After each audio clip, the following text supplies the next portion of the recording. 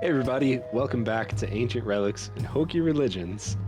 Wow, it's good to say that again. It's been a long time. It's good to see you. Thanks for showing up tonight. For everybody who showed up tonight, and not including but not limited to these four wonderful people right here.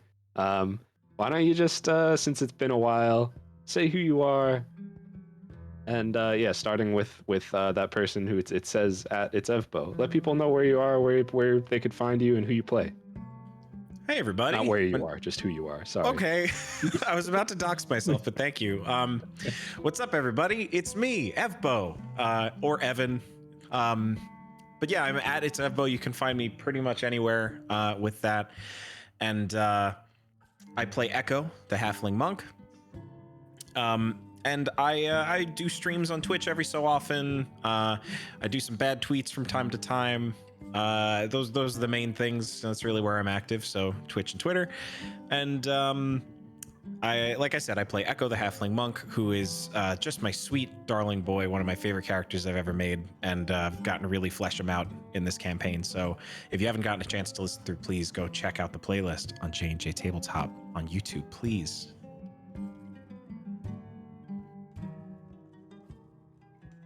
Jake. Okay, it's my turn. My name's Jake. Clockwise. I just didn't want to assume. Yes, so my name's Jake. I'm the other J in JNJtabletop. If you don't know who I am, well, this is probably your first JNJ video that you're watching, and hello. Welcome. I play Vale, the Elven Fighter Warlock. And yeah, Twitter, not really do Twitch too much anymore, but Twitter right here, JnJake_.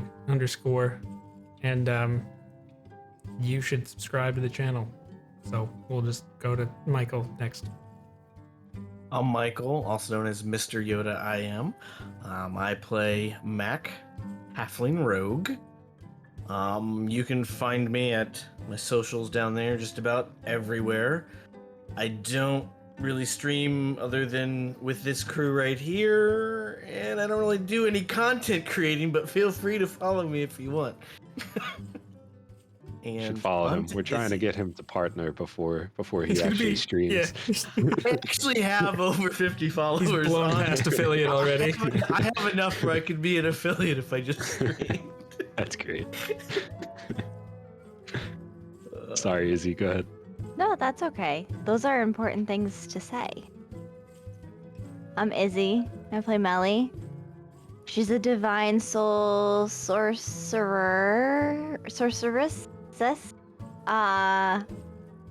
And she's just a very nice little baby. And you can't find me anywhere but here. And here. In this room. This is where I live all the time. Izzy's actually just an AI that is part of this stream, so. All right.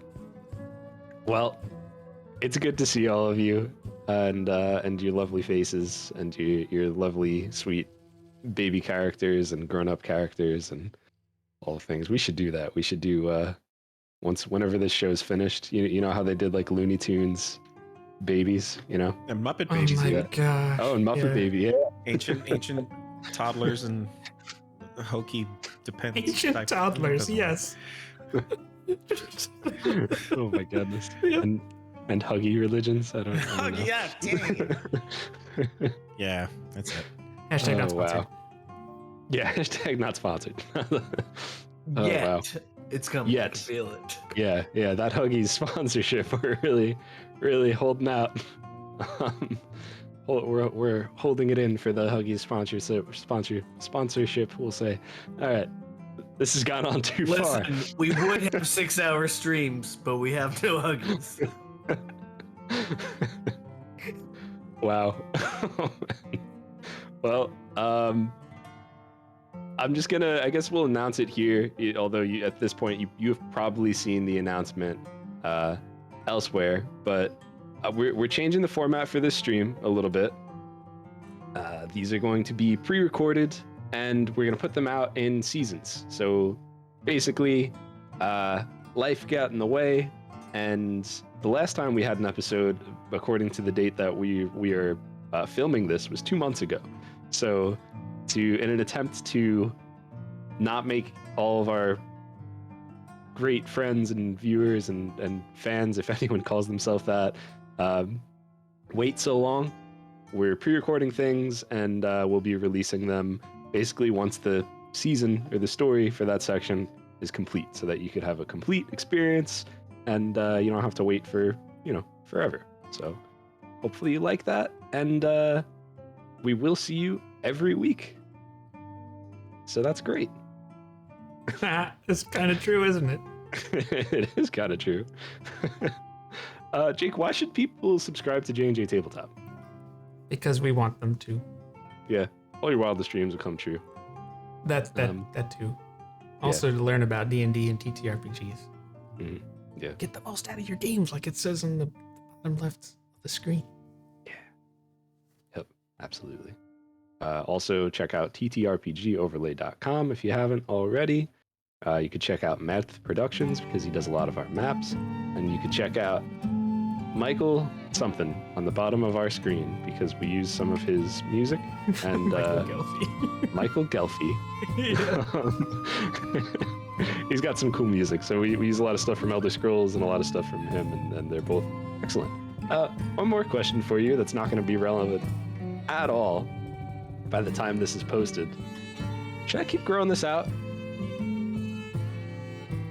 Yes. Yeah? I don't know. I did an Instagram poll. You only live once. You should do a Twitter poll. I should do a Twitter poll. You're right. People won't know until they watch this. This came about because of this episode, but you should post it. That'll be great. Yeah, I'll do it. I'll do it either after this or tomorrow, so that we don't have to keep waiting. Okay. Well, I think we're ready to get into it. So, without further ado, let's do a little recap. What's recap short for? Recapture? Recapitulate. Ooh, yeah. That's better. Okay, great. It's probably not true. Well, I like the way it Consider sounds. yourselves one-upped. All right. Well, everybody, last time on Ancient Relics and Hokey Religions, as our players were traveling through, traveling through the forests, on the roads, and all around, trying to get to Rixentrum to find Master Dinoa. They encountered a snake on the road, and as we all know, our friend Michael speaks to animals. So Michael, as Mac, spoke to this snake, and it convinced the group to follow it. So they followed it down into the woods, and it actually led them to a trap. They were unfazed by the trap. By our group totally wrecked house. They burned a bunch of snakes to a crisp, and then they continued on their merry way. And as they continued through, they found a small little village. In this village, there was a group of there's a group of men, young and old, very young and very old. Not really any, say, fighting age men there. So they went to check it out and see what was going on. Basically, they had found out that some sort of evil druid person named Baylor had kidnapped the daughter of one of the people in this village, one of the elders in this village, Maggie. So they followed the trail. They were led by a child, and eventually they found a massive snake named Severus Snake.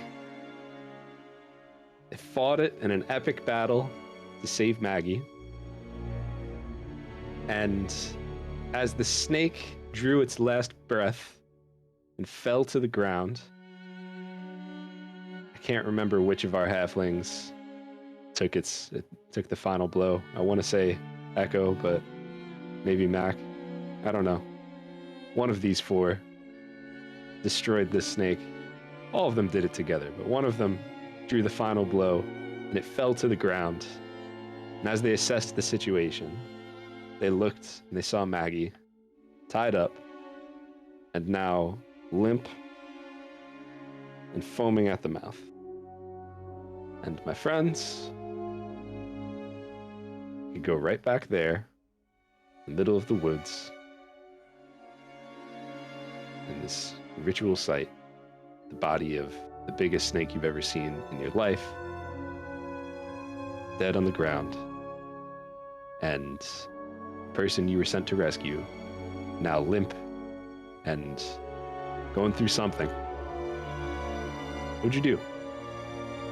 Say, Melly, noticing Maggie there, foaming at the mouth, something's clearly wrong.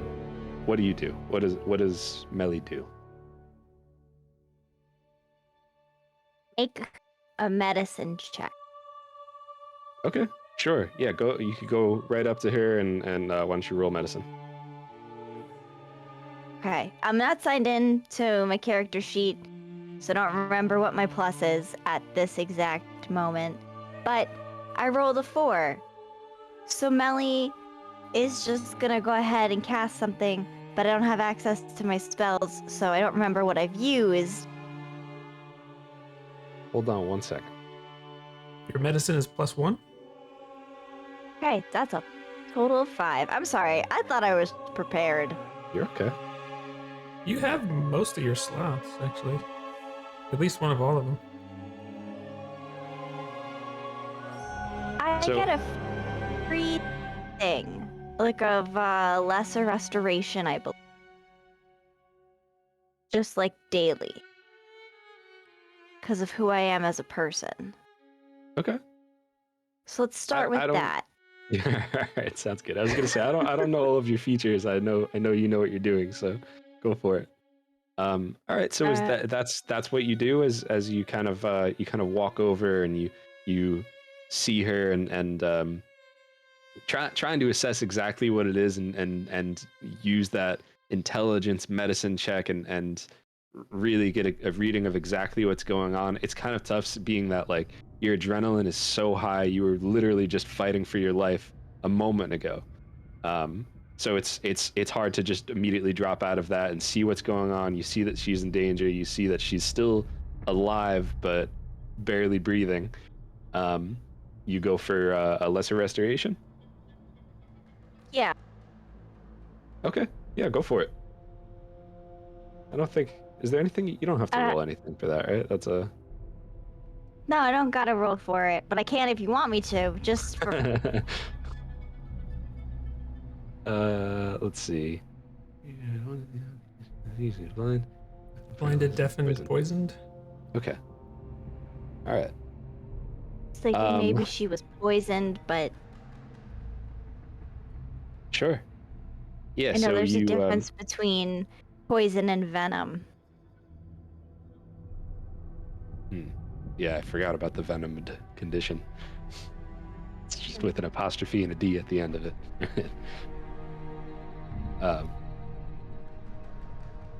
So yeah, you go over to her and use your lesser restoration, and there's this for whatever reason I envision like the lesser restoration kind of thing, almost like a water bending, like you're kind of like trying to draw something out, you know.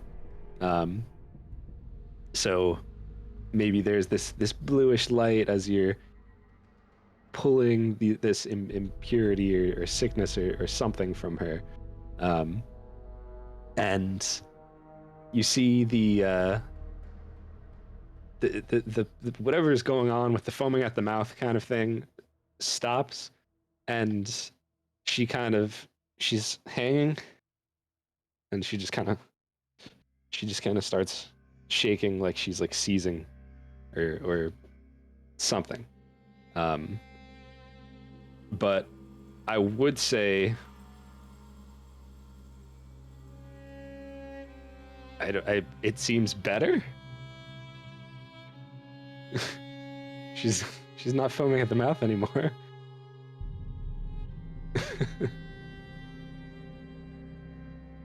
Okay.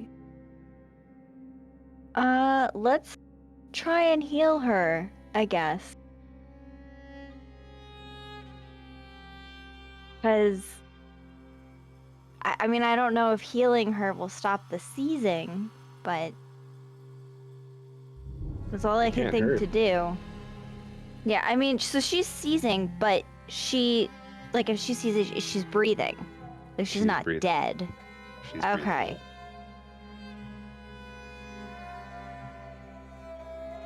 All right. I'm like one screen away from my character sheet loading. You're okay. Also, everyone else is there as this is happening, so you could see it, you could interact. Feel free to do whatever. I just wanted to give Izzy first opportunity to go into action because that's what Melly do.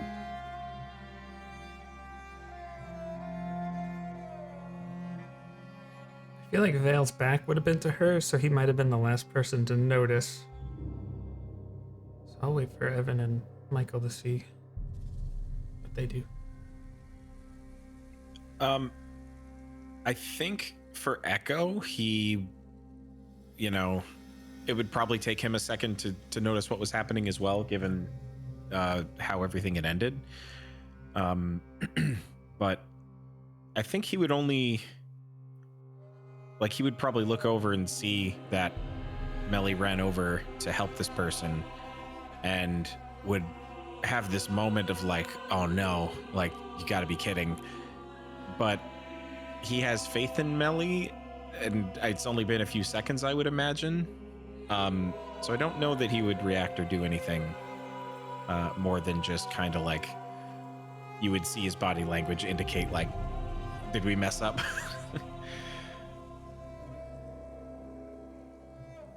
Mac's still kind of in a bloodlust a little bit, to where he sees that we're all okay, and so he's not shocked out of it because of all of us being all right.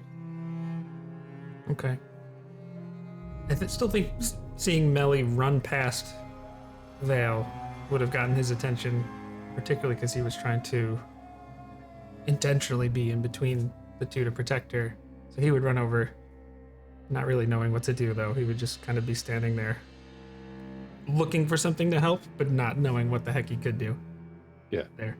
Sometimes your best ability is your availability, right? Always. So Melly is gonna go ahead and cast Cure Wounds at first level. I gotta roll a d8. Gotta remember what those look like. It's like this. First roll of the night. This is the second roll of the night. Second roll of the night. That's gonna be 8 healing 8? points. Yeah. Very nice. Is she still seizing? She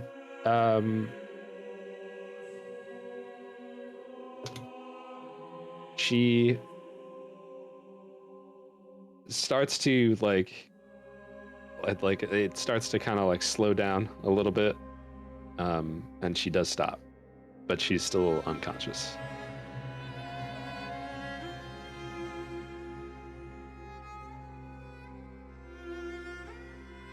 Vale, can you help me?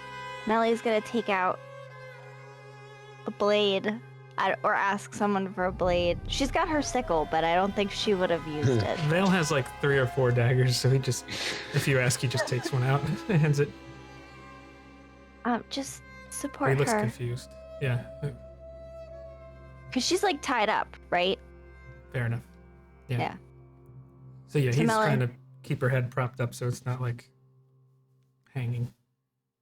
Melly will carefully cut the ropes so she's not just falling, smacking on the ground.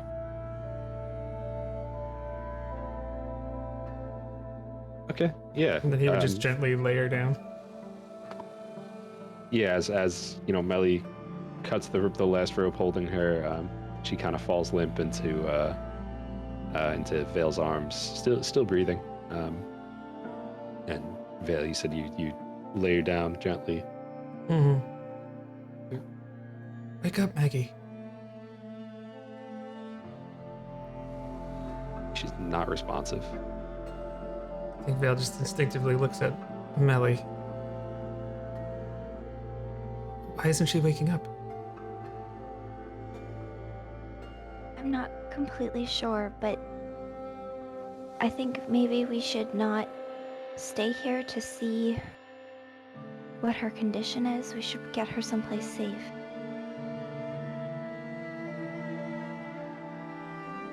He just nods. Josh, was there some kind of like magic thing around? Like runes or like, is there something like that? Am I remembering that correctly? Yeah. Yes, there were kind of around her, like, and I believe they had like a glow to them as well. But right now they're dim. It seems like whatever they were being used for is done. Okay. Yeah. Vale will just pick her up and not know where to go with her, but we'll follow the group.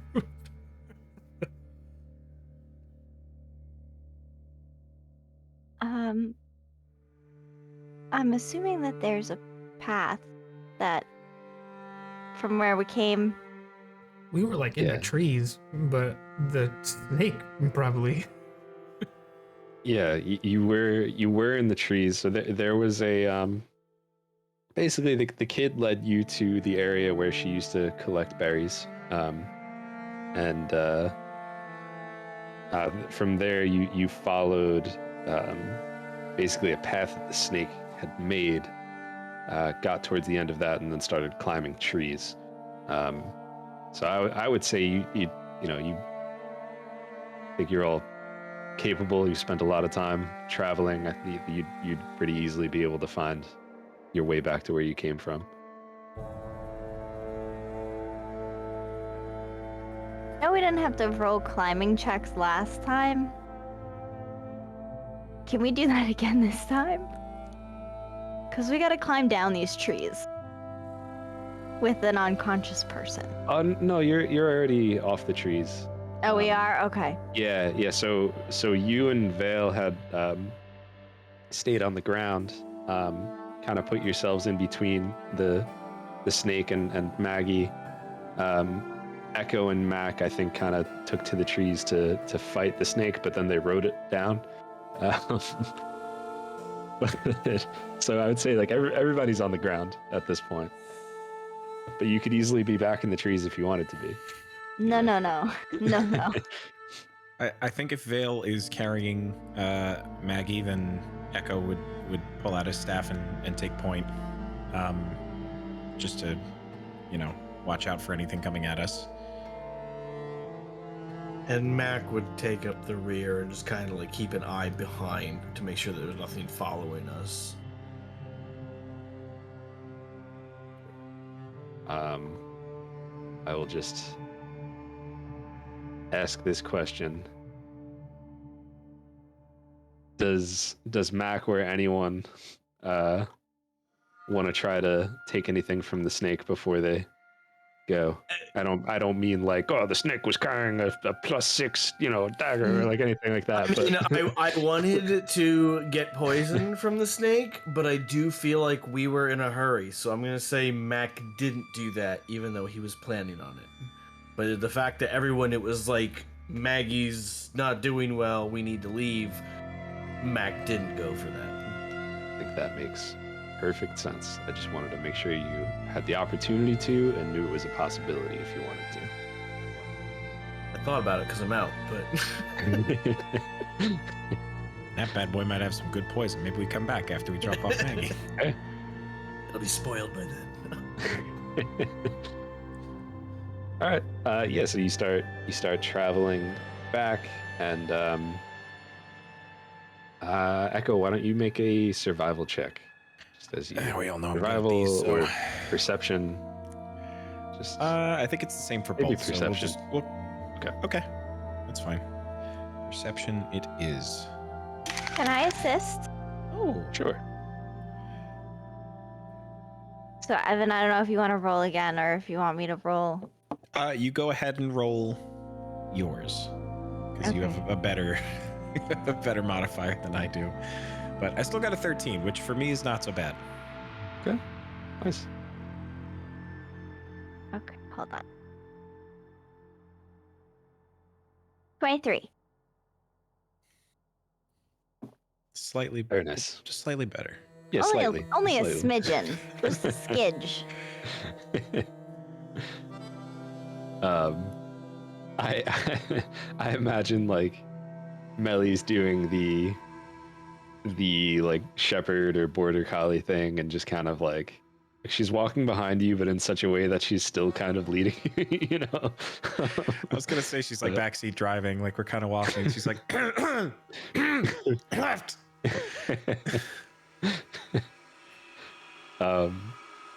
But yeah, I mean, you're doing a good job getting back to where you need to go. As of right now, seems pretty easy going. You know, you don't feel like there's anyone on your tail or around you or anything like that. You know, just normal creatures of the night.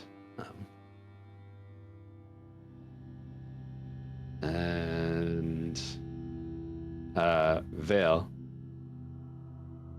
I'd say you're carrying her, correct? Mm-hmm. So you feel like she's kind of like burning up, and not necessarily in a way where like it's significantly worse than what it was. It's just something that you would have noticed. You know, she's Like she kinda, definitely has a fever. sweating and yeah. Okay. Okay.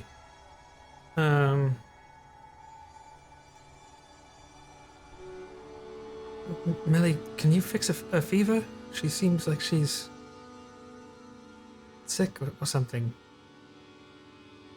He looks a little confused because he knows she was doing stuff, but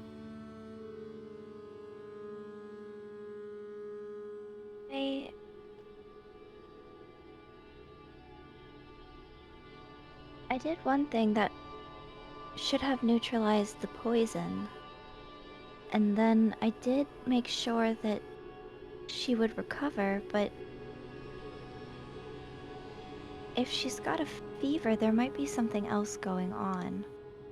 in the meantime, Vale just takes out his ice sapphire, wraps some cloth around it, and just puts it on her head to try and like a little ice pack. Yeah. Vale just looks back at Melly like very shrugged, very like doesn't know what to say or do. It's a great way to help treat a fever. So, good thinking, Vale. Maybe there was something else going on, or I don't know. We can get her home as soon as we can. Hopefully when we get there, we'll be able to tell if it's... Maybe it's not physical, maybe it's something that has to do with good and evil, but I wasn't able to tell back there.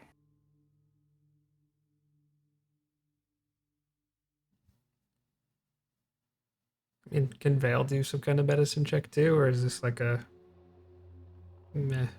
Yeah, you can do a medicine check if you want. All right. What are you hoping to find from the medicine check? Anything that might make sense. Okay. Yeah. Well, that's a 3 with modifier. So that was even less than Melly did. He yeah, just I knows mean, that's hot. Put cold on it. that's yeah, about it. that's pretty much it. You know, you know to you know she's definitely running a fever. The cause of it or anything like that remains to be determined. But yeah. Does she have any visible wounds? Like gashes or punctures? I would say no. Not with a 3. Fair enough. Even if it was perception, it would have been a 7. It's not great.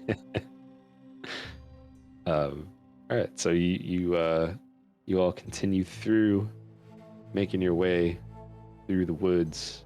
You get back to the area where you found her. Or not, I'm sorry, not the area where you found her. Boy, that would stink. That would stink, right? Way to go, Echo, leading us in circles. I've never been here before. So you get back to the area where the area where she was picking up the berries and those kind of things.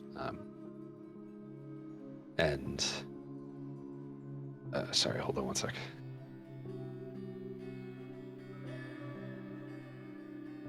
This is the time where we're holding. This is us holding during this time. It's funny because it sounded like someone was knocking on my door, and I opened my door, and it was Indy. And he was just like sitting right outside the door, like, "Hey, I'd like to be in here now." Hey, He knows. get out of there! Get out! He's from the puppy plane.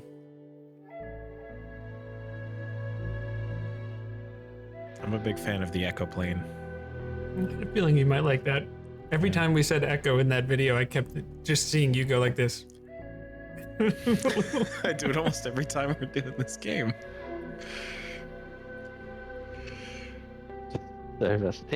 Stop it. Leave it. Hey.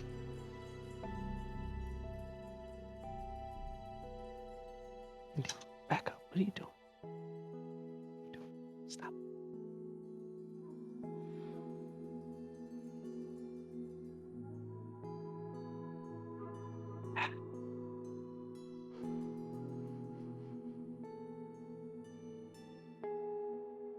My apologies.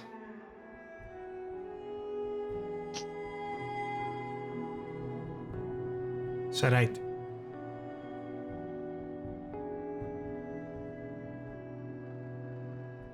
Okay. All right. I'm not muted. Okay, good.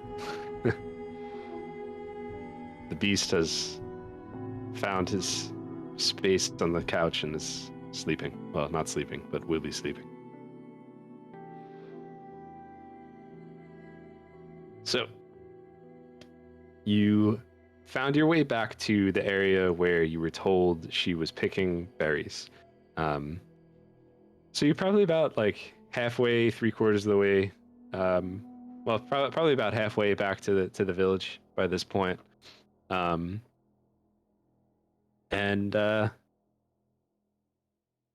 I mean, why don't you roll another survival check?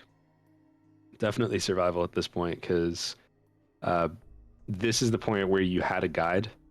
So, you know, if someone wasn't paying attention, it would be in this leg of the journey. 22. Hey, How's it going? Melly, are you rolling too? Wasn't sure if I was supposed to or not, Oh, but if you want to, you What? can. It's up to you. why If not? she gets better, I'm just gonna laugh. No, that's a 12. Okay. Yay, Echo. My, how the turntables. Yeah, Melly starts getting distracted by like the berries and whatnot now. I was gonna say Melly's distracted by the lady who's sick. Yeah, well, that would make sense, but you know, fruit. Am I right? So, yeah, Echo starts moving through, and he looks around, and it takes a moment, but he remembers the path back, and starts traveling through, and it's pretty dark at this point. You know, there's can't really see much. It's dimly lit, maybe because of the moonlight and the stars. And yes, what's going on? Melly will take out a torch and do the thing that she does with light. Nice. Can you just remind us what the thing that Melly does with light? Because I think it's been a while for the people back home. Sure. So she uses a torch, like a flashlight, kind of, and instead of lighting it on fire, she just casts light on the end of it, so that way they can see and they don't waste their torches. It's a good time. They Nice. have fun. It doesn't smell like fire either, unless you want it to. I wanted to. All right, it smells like campfire. It actually is smoking. Oh. So yeah, so Melly lit the place up. So, you could see pretty easily. Keep making your way back, and Mac, roll perception for me. That is a dirty 20. You hear something kind of like rustle in the bushes quickly, and I'd say like it's something you noticed once, and it's not like too uncommon for there to be things like moving around and climbing on top of people, at night and that kind of stuff in the woods. Wrestle. But you notice it again, and it almost seems like something might be following you.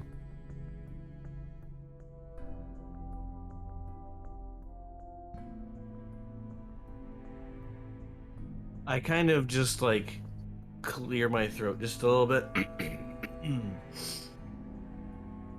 And I'm hoping that one of them will kind of turn and look at me. Ove would definitely do that. Him and Mac would have had something like that worked out a long time. And my eyes kind of just like open up just a little bit, and then like just glance, like back behind us in the direction that I heard the noise.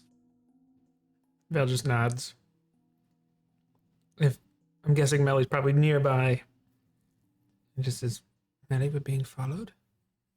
Very quietly. Do you know what it is? No, I have an idea, but Mac is aware.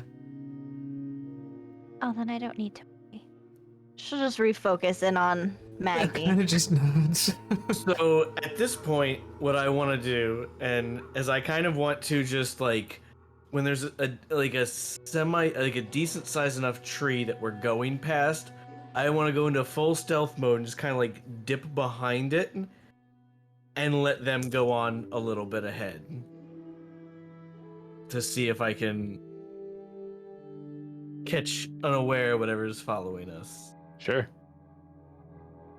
Yeah. Why don't you roll stealth check? As like maybe 72. 50 to 75 feet. Yeah, right. 50 to 75 feet ahead of you. You find such a tree. It's a 24. 24. Yeah, you feel pretty dang sneaky. Feel pretty hidden. So the rest of the group continues forward, and Mac disappears, and I don't know. What do you do, Mac? What are you looking for? I'm looking for any movement. So I half think it's the kid that was following us, but I'm not taking any chances. Smart. Okay. Yeah, so you see, once the group gets like 30 feet ahead of you, something like that, you see like a rustling in the bushes again, kind of in front of you. It's not necessarily bushes at this point, but you hear whatever this is like, it's sneaky, it's doing a good job, but you're just kind of you're like attuned and like this is what you do. You hide and you find. You're a professional hide and go seek person. You adopted the stealth. I was born in the stealth. Yes. Bravo. Exactly. So like you hear the small moments when whatever this is kind of steps on a leaf or pushes a branch out of the way or anything like that, and you notice that it is now ahead of you and following the group. I want to try to sneak up on it, and I want to take it to the ground and have like a dagger at it. I'm not. Sure. I'm not stabbing till I see what it is. But I want to Sure. take it down. Why don't you? Possible. Why If don't there needs you to be a couple roll? checks there, I understand. I would say roll an attack with advantage, because like even though you're not necessarily, like, we'll say you won't roll, like if you hit, you won't roll damage until whether you decide to strike or not. But for all intents and purposes, it is So still I rolled a nat 20 and a 19. Thank you, Tempest. She's Wow. sitting in my box right now, like batting the dice around.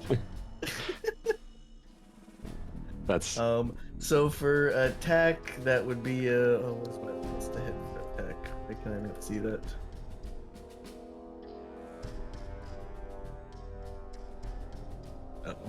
So it's a 29 to hit, and it is a nat 20. okay. All right. So you kind of slowly move forward, and you find this thing, and you see that it's humanoid, and you tackle it to the ground. I feel like you have your hand over its mouth and your dagger on its throat. Is that correct? Is that accurate of what you would kind of? Okay. Yes. It is the kid, and his eyes are wide, like, oh my god, I'm about to die. Where's your blade? So he kind of looks down, and he has it out and like pointed towards you down below. I mean, like, he would have been, if you attacked, he would have been dead, but he has Proud it of the reflexes, in his hand ready. but pay attention better next time. And we said go back. Are you still covering his mouth? No, at this point I've taken it off his mouth. But I haven't moved the dagger yet. Nice.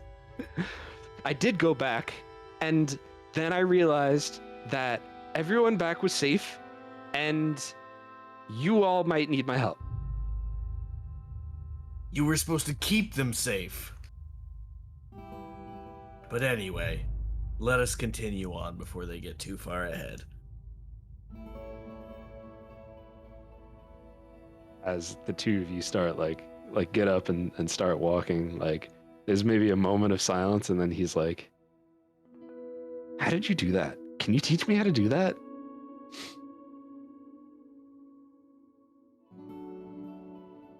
I don't have the time.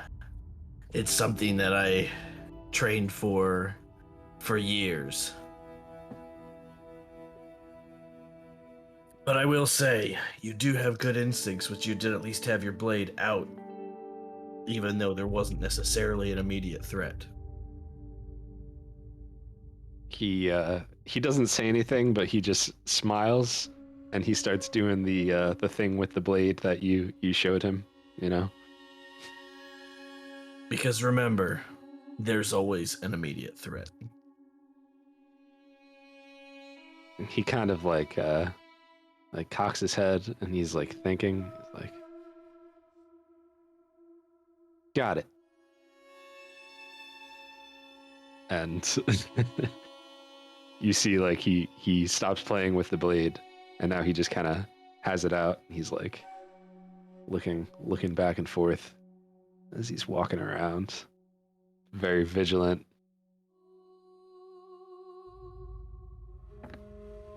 What you're doing right now, we call that having your head on a swivel.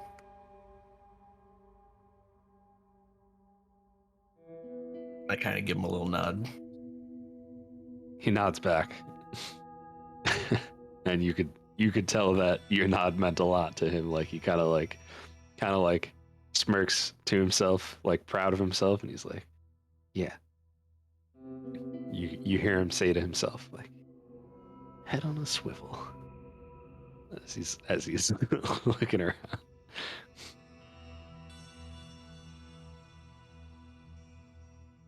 How long did you know I was there?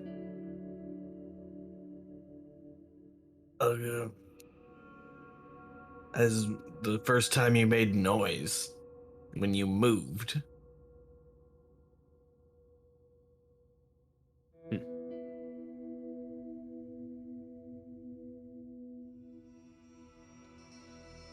Do you like? I guess I'm assuming you probably would have caught up to the rest of the group by now. Yeah, I would have been moving like pretty fast, and I would have thought that they probably would have slowed down as soon as they got just a little bit ahead. Yeah. So like you at this point you hear conversation happening behind you, the like not Mac but Echo, Melly, Vale. You hear Mac talking to the child. As soon as that is, audible, Echo's brow would just kind of like, huh, and turn around. Did Mac find a boy? It's Maggie's brother. Did you know Mac left? Basically, yes. Okay. It was like, that would have been good to know 5 minutes ago. Yeah, told you just it got completely important. oblivious. Just like, I'm doing such a good job today. Look how good I am at finding our way back. Somebody. We have the same amount of people as we did when we left, and everything's great. Um, Home Alone head counter.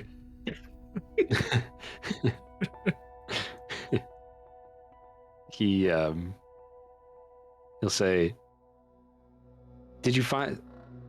Oh, you found Maggie? Is she alive?" She seems to have a fever, but yes, she's breathing. Has she been sick before? Do you know anything about that? Everyone's been sick before. Vale just gives him like a, come on, look. He kind of like looks to Mac and looks back at like almost for approval, and then looks back at Vale and just says, "Well, the last time I saw her, she wasn't sick."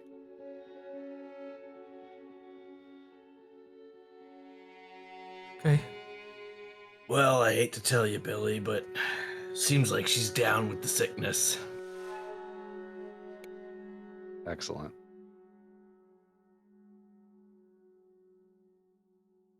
Excellent. Wow. You will say a point of inspiration for Mac.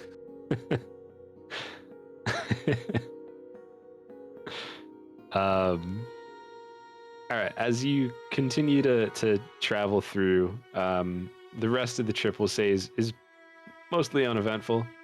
And before you arrive at the village, let's just take a very quick break, because I really have to pee.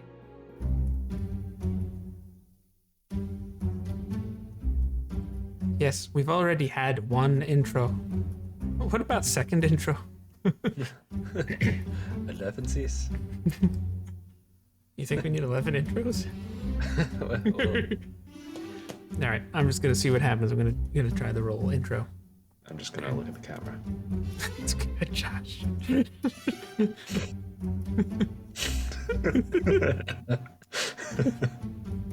Yes, look at the camera. All right.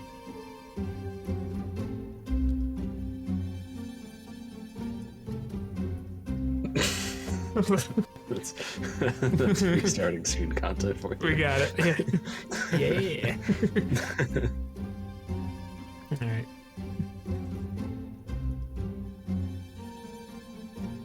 Combat is one of the most important things in any tabletop role-playing game. Any might be too strong a word. Doesn't high society have? It's hard to imagine they have combat. Josh, what do you think? Good society. High society. It's for you, Tommy. Okay, we are good and ready if and when you are.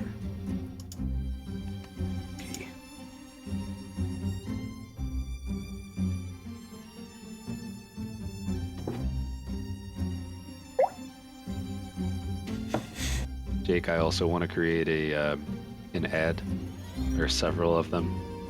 We need, yeah, we can make a modular. Yeah, but like it'll, you know, instead of what, hey Dad, what should Jan do with all this scrap metal? It'll be, Yes. you know, like, What should Jane Hey, do with all these Evan. D&D books? yeah, exactly. Tell her to play Tell her to go- D&D. Yeah, tell her to go to JnJtabletop. She doesn't know how to do that. Hey, Evan, what should I do with all my need for tabletop gaming advice?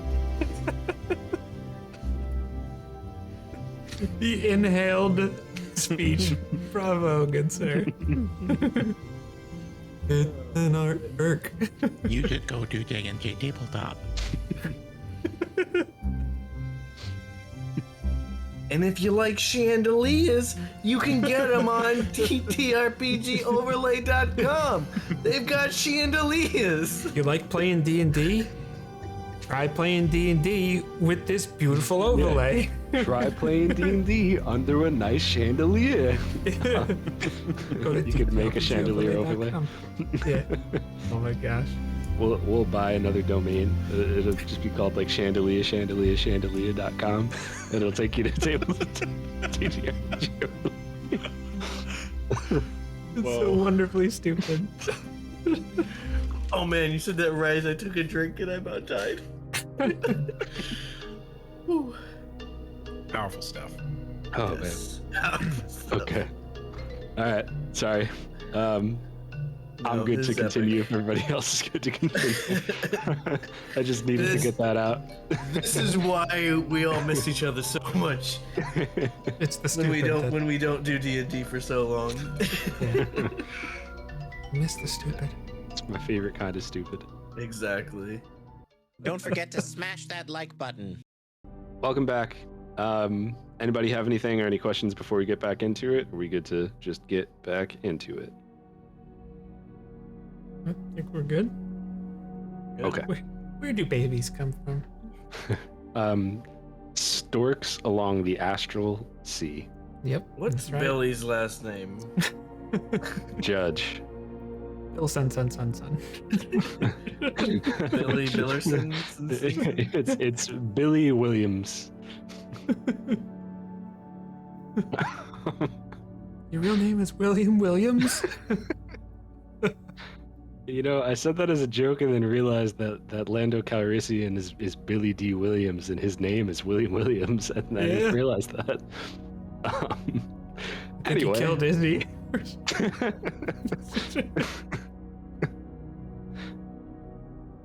Oh, there she is. Oh, Yep. okay. Yeah. Sock puppet Everything's Disney. totally fine. Situation normal. Yeah.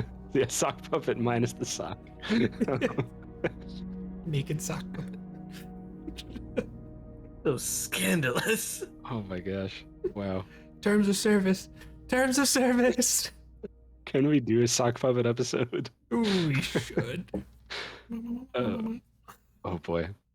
All right. So you have now started walking towards the village, because previously you were walking towards the village, right? No, you see the village.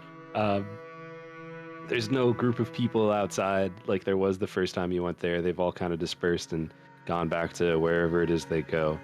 And there's it's pretty quiet. Pretty quiet for the most part. It's a small town. So as you begin to get back, think Billy is just going to start to run out ahead of you, and he's gonna say, "I'm gonna go let them know that you guys that we're back and that we found her, and see if I could get help." Yeah, also you get your village healer. He nods, and then you hear like a duh as he continues to run. So so he that was funny. So he kind of disappears into the village, and you all are walking at a brisk pace, I guess, back in, and by the time you actually get there and get to the actual village where the houses are and all that kind of stuff, there's a few people who come out to meet you, and one of them is an older woman, and you see she looks like she was sleeping, and Billy, like she's right behind Billy, and Billy's like, come on this way, and she goes up to you, and she just looks at you and looks at Maggie and just says, "Oh dear, what happened?"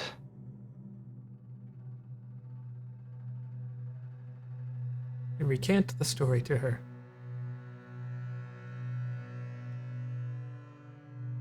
All right. Yeah, she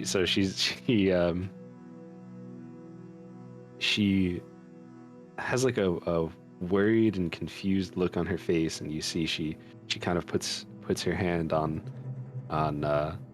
Maggie's head, and even through the even though she had your ice sapphire there, like it's still warm.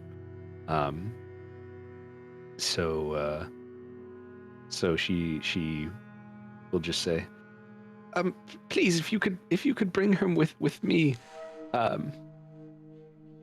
take her to my place, and I'll get started on her. I'm sure Yeah, that she'll will be just all right. follow. Yeah. So you follow her to really it just looks like her house, but there's like an extra bed, and there's various like mason jars and like potion bottles and all that kind of stuff, and herbs and spices and things of the sort. And she motions for you to just put her down on the bed, and Phil says, yes. finally, jeez. Carried her this whole time. He doesn't say that. I should have made you do a strength save. Halfway through the trip, Veil drops. He breaks her hip. Yep. Yeah, that's a deep cut. If anyone knows, oh my goodness, I don't think anyone knows. But if anyone knows, just just write it down in the comments or whatever. Dislocation. It gets you.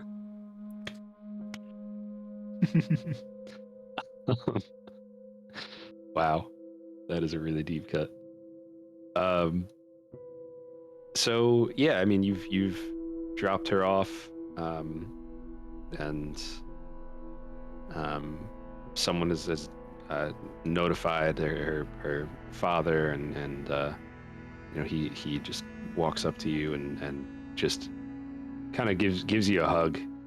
Vale just says, thank you for saving my daughter. Vale kind of awkwardly reciprocates. Just, I don't know. She seems to be sick. I don't know if we have. And I think as Vale kind of pulls away, he just kind of like looks at Melly like. Melly's in the house with the healer and Maggie, trying to like learn, like taking notes and trying to be of assistance. Sure. Yeah. We'll get back to that. So Vale, if this is outside the house, then you can't look at Melly. Figured we were all in the same room, but I guess Yeah, we're we'll not. say, all right, we'll say it is immediately outside that, like, you just walked out of the building and the door is still open and Melly's inside. So if you Okay. It's fine. It's fine.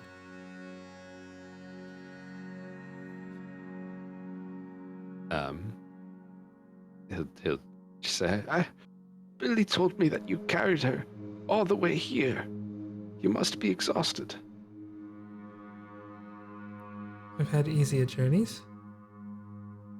And he'll also walk up to Mac and also walk up to Echo and kind of like shake their hand and put, you know, his other hand like on their shoulder and stuff, as just like just showing gratitude. And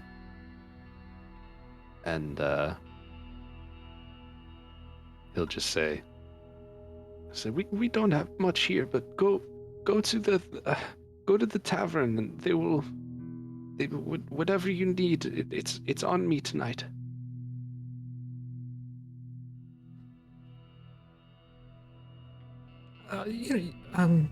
That's not necessary. Echo like stares daggers at him a little bit because because they were talking previously as they arrived to the village about like it would be kind of nice to sleep in a bed, but yeah, he just kind of looks at him like we never take anything. We should take something. Vale just looks at you and you just see like, I wouldn't even say you need much of an insight. You know his guilty, sad face like the back of your hand. Echo's face softens at that a little, like, fine. Like, all right, yeah, we have money, it's fine.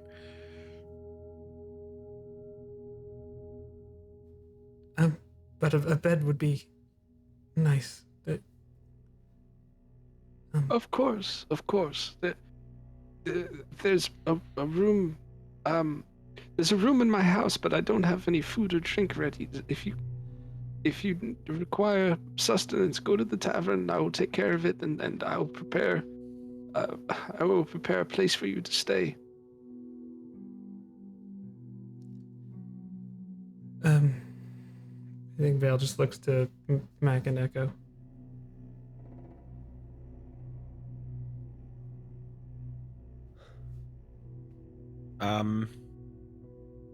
I think Echo just kind of shrugs and then looks over at Mac as well. Just like, I guess it's fine. There's only one thing that I would have a request for. I mean, other than a bed would be a welcome change. But this village does need someone to look out for it. And I would suggest, I know he's young, but Billy could use some training for that. He does have some natural instinct towards it, and I do think it would be a worthwhile use of his talents.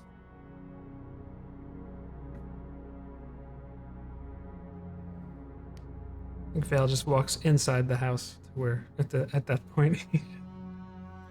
Yeah. The healer's house? Yeah. Who did Max say that to?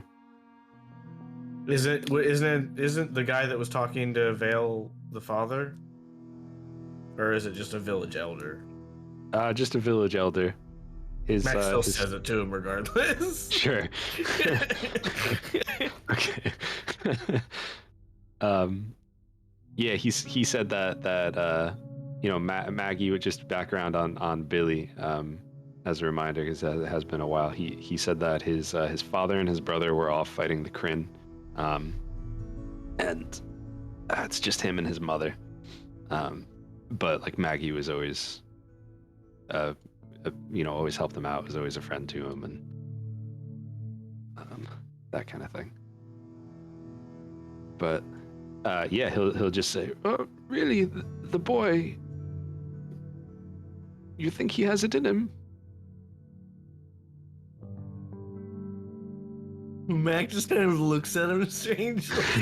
It's just like in a moment, like, is that not what I just said? And he's kind of like, is this a test? Maybe I need to give him another dagger. I could, Yes, well, he I ha- was, he has natural talents in him for keeping people safe. his mother might be resistant, but I'll speak to her on your behalf. I'm sure she will understand. We could use, of course, we could use someone to help protect us here. Especially with Baylor and his creatures about. Well, I will say this: we put a hurting on the creatures. Burned a whole nest of them and took out the big snake thingy. You killed Severus? Yes.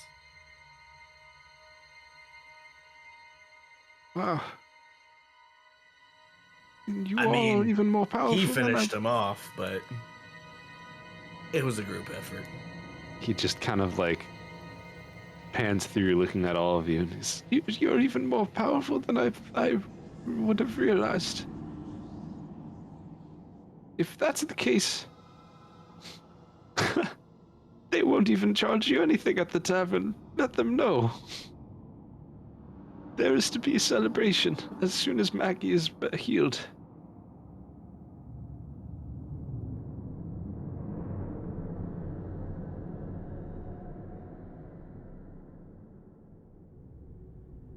Okay.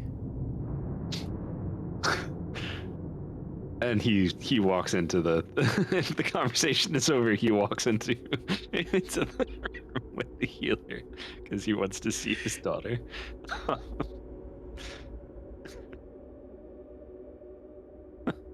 What on earth? Okay, so in the room there's it's what, Melly Vale and the healer and now her father, and he's not really talking to any of you. He just kind of sits down on the bed next to her, and see his eyes are tearing up. Melly will put her hand on his back. We're gonna do everything we can to make sure she makes a full recovery. Thank you for everything you've done already. Well, the job's not done yet. And we'll see it through to the end. Well, Esmeralda is as good of a healer as they come. I'm sure Maggie will pull through. She seems very strong.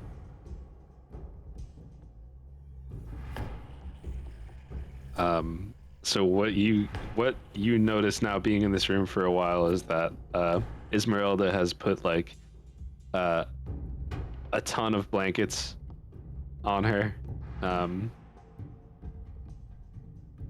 cloth on her head. Excuse me.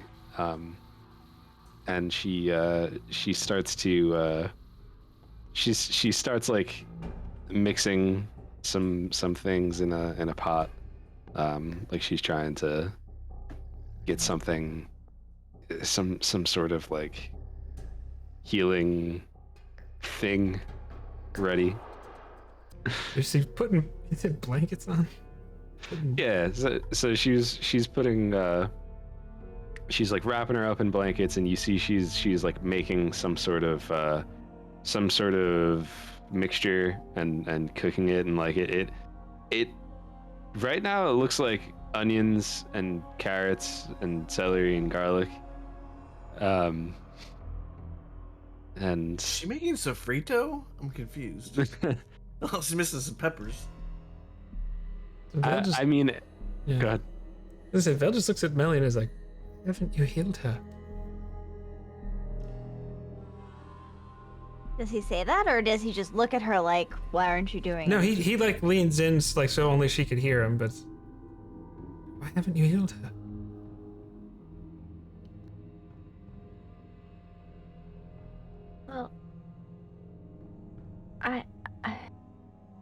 There's one other thing I could try,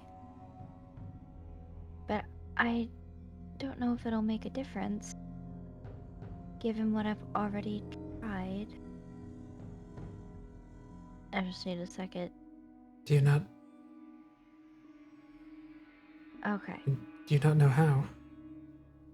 I'm not sure exactly what's wrong because what I did before should have neutralized any poison, but I don't know. I mean, there is another thing that I can try. So Melly will.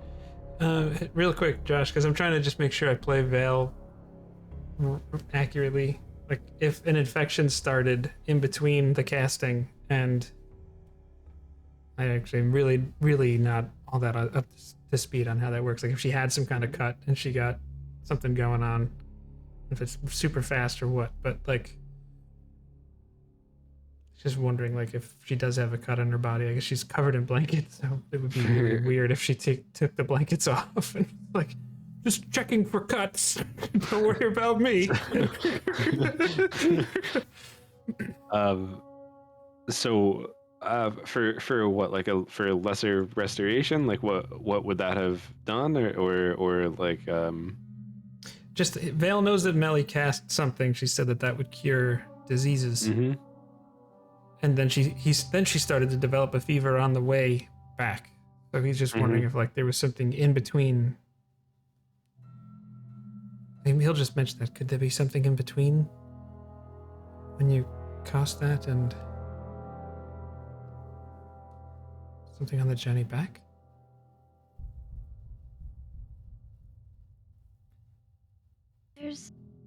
There's different levels to it, and depending on what has taken root, it might require something stronger.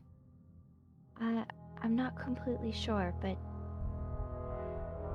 there is one other thing that I can try. I just don't know if the sickness is something physical or if it's outside of the physical, if that makes sense.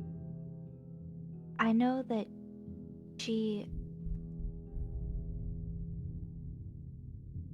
had a physical attack, but there was also a spell that was cast when the runes went off. So I'm not sure if maybe something else has taken hold. But like I said, there is one other thing I can try.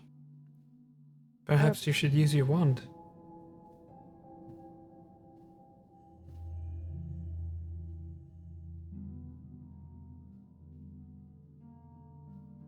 I think the only one that I have is Detect Magic. Mm-hmm. Okay. Melly will use the wand of Detect Magic.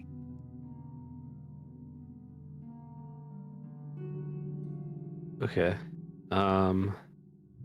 As Melly,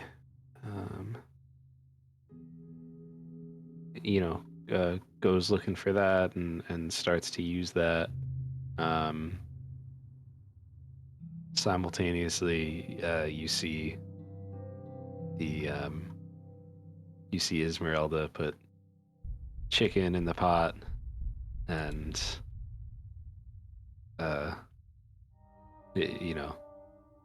she's probably making some sort of chicken soup. Yeah. But is it for the teenage soul? All right. Give me one moment. Yeah. I think Vale just, without realizing it, does roll his eyes a little bit. Oh boy.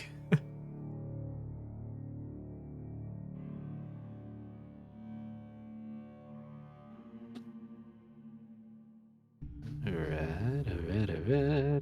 I have to read Detect Magic again and see what it does. If you send magic in this way, faint aura, invisible creature you learn in school. If any.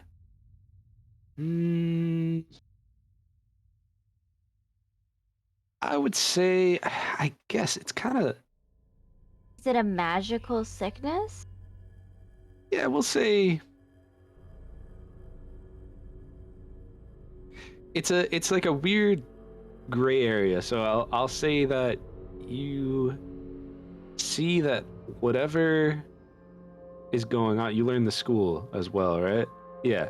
So Yes. whatever is going on with her is from the school of transmutation. Why did I know you were gonna say that?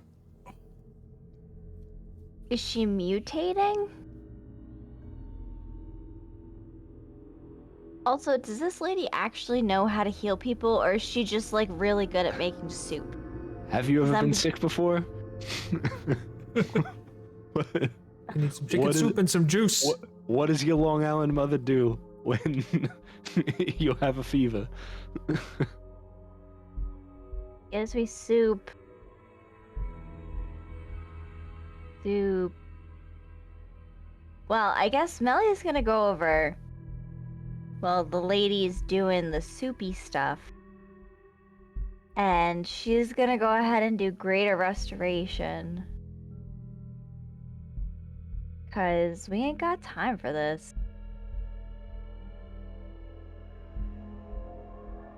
Do you want me to read that? What it does? Sure, you can read what it does. Thank you. It means auto win. Yep, the game's over.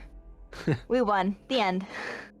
You imbue a creature you touch with positive energy to undo a debilitating effect. You can reduce the target's exhaustion level by 1 or end one of the following effects on the target. 1 effect that charmed or petrified the target. 1 curse, including the target's attunement to a cursed magic item.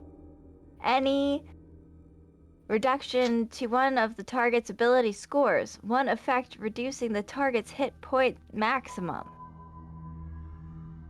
Okay. All right. So you use that. Yeah, Melly's gonna stick her hand on her forehead, where I'm assuming the sapphire of frost is. I assumed that Vale took that back, but I could definitely be wrong. That's up to If him. Esmeralda handed it to him, he would have taken it. Otherwise, he would have left it. Yeah. We'll say that she did. You know, she's just got a wet washcloth on her head now. But yeah, so you put your hand on her head, and it's hot. It's like really hot. And you do your thing. What does it look like? What does this look like? I described the last one. What does this look like?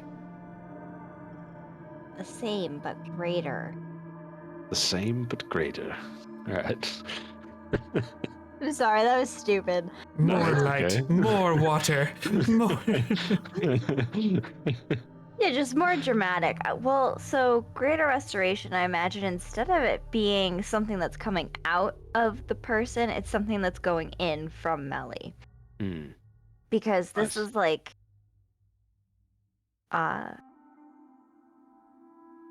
in my mind, that just makes more sense. So, there you go. That's What what it color looks is it? like. It's blue and white. Cool. Yeah, and it lights up the room as you do that, and Esmeralda kind of like stops what she's doing and turns it, looks at you, and is like, whoa. And you know, Maggie's father is kind of looking and really intensely like, what's happening, you know? And you feel like what her fever was like very hot, right? It has sort of moved to it's like her temperature's dropped a couple degrees. You know, she's Can I tell that from my hand on her forehead? yes. Like, is she starting to sweat? Yeah.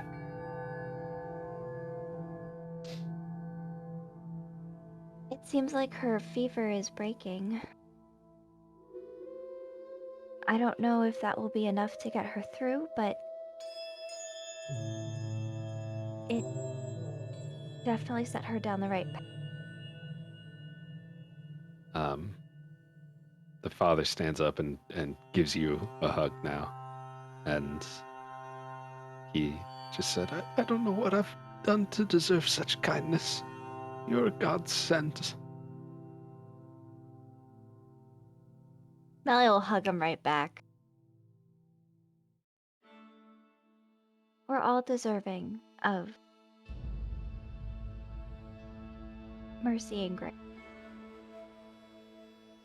Amen, Ellie.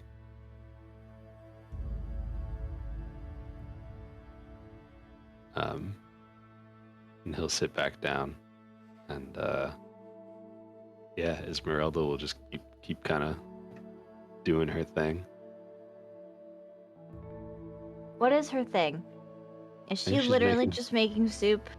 Right now, she's making chicken soup. Oh my goodness. She looks at you and just says, You can do whatever fancy things you want, but I've dealt with a fever or two in my day.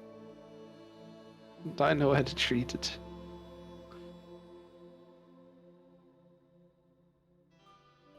Thank you for your help. Of course. Now she needs to rest. Yes. And keep up her strength, which I'm sure the soup will. Exactly. There'll be plenty.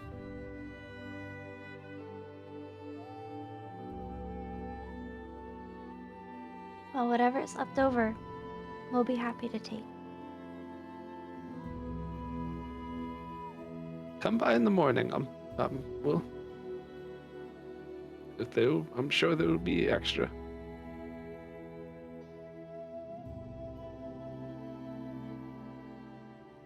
Well, I'm sure we're leaving her in good hands. Perhaps the rest of us should go recover our strength as well. Melly turns towards the only other party member in the room, which I believe is Vale.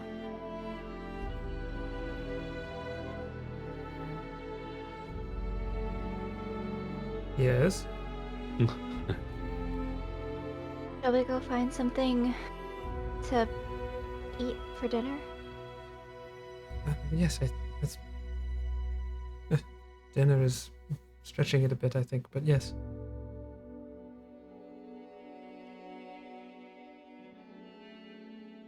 I think Vale will turn to leave the house. I'm assuming Echo and Mac might still be there, but maybe they went to the tavern because they're hungry. I don't know. No, Mac is waiting outside. I imagine they're both sitting on opposite sides of the door. Like, not fully on alert, but just, you know. I might even say fully on alert. Because even if everything is as it says, there's just something creepy about this town, and it just has Mac on edge. Like, things are not as they seem, even if they are. Before Melly steps out of the house, she'll just turn and say to, like, the whole room, if anything changes, come get me, no matter what time of day or night it is.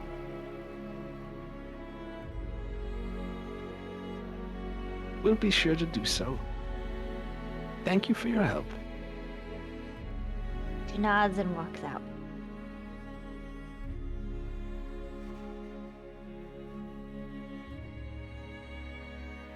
yeah, Melly and Vale walk out of the building. Mac and Echo sitting on opposite sides. Mac head on a swivel, as always.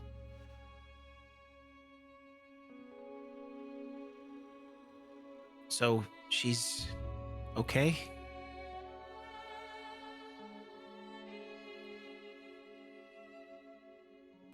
She seems to be stable for the time being. I'm hopeful that her fever will continue to come down, but whatever's happened seems to be very strong. I'm hopeful that her strength will stay up throughout the night. Well, if I know you, then she'll be fine.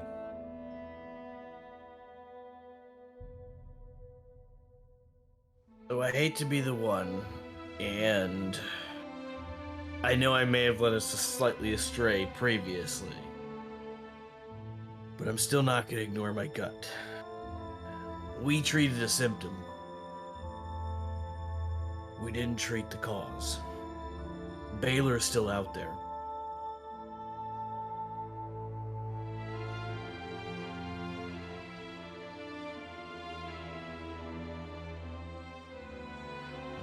You're right. We got his beastie, but how do you think we can find him? Maybe, do we think there's anyone in town that might know?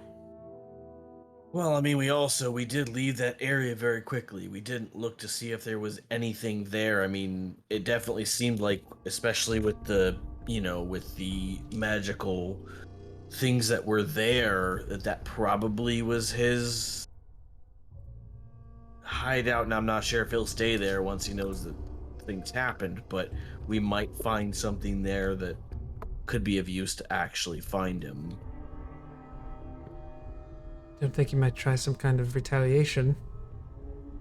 I mean, it's definitely possible.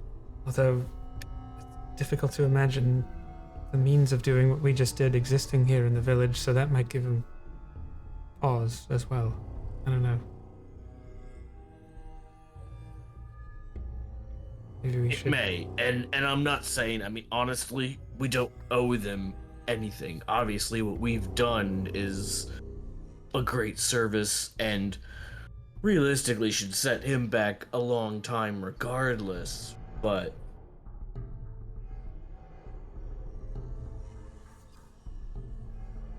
I do think it would be remiss if I didn't mention it.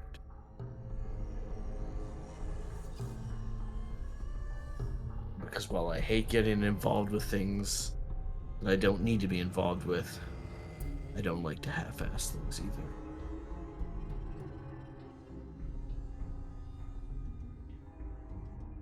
If we stirred up a hornet's nest, dropped that hornet's nest here in the village, and then walked away, really would be our fault. Well, Maybe we should get some food. and maybe, alert any of the lookouts to know where to find us if something does come stirring about.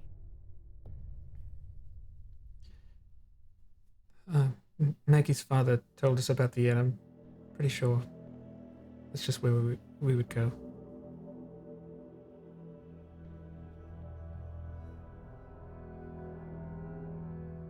As long as they know where to find us. His Shouldn't be little happy. his little Billy like just creeping in the corner and like just watching this whole thing. Takes a quick look around. Just to say, Well, let's take a quick look. See. you don't see him. Okay.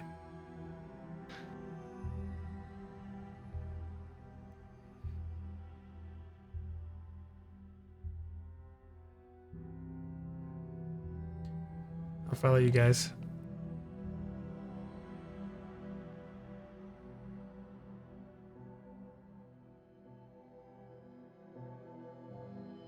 You guys are going to the tavern, right? To the local spot.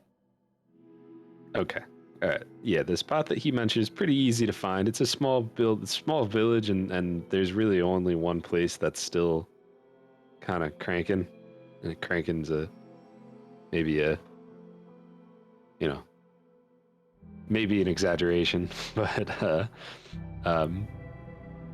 you go to the local tavern. You open the door, and like you could hear there's people like talking, and it almost sounds like someone's telling a story from the outside. When you open the door, who else but Billy standing on a table with people around him as he's attempting to tell the story of how you all killed the the snake and saved Maggie. And when the door opens, almost in cliche, movie fashion, everybody kind of stops and looks at you, and Billy just goes, "And there they are, right there!" And everybody claps and cheers, and people are like shaking your hands and clapping you on the back, slapping you on the back, and is it true you killed Severus? Are you serious? Of course it's true. But like people are excited. People are like, this is the best news, the most exciting thing.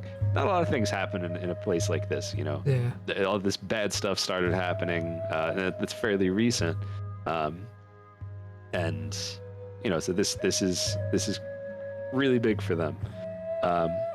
There's a when you start looking around the building, you notice that it's there's some older men, some women in there.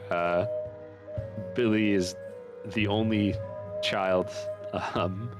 There are a few dwarves and actually a couple gnomes as well.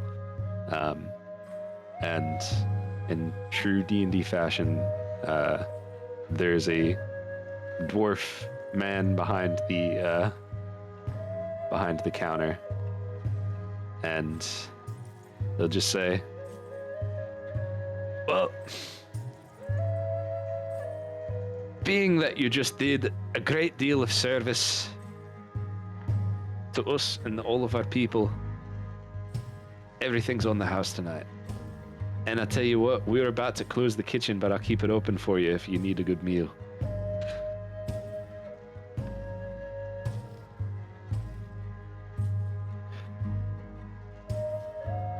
Or not, if you don't. I would like a good meal.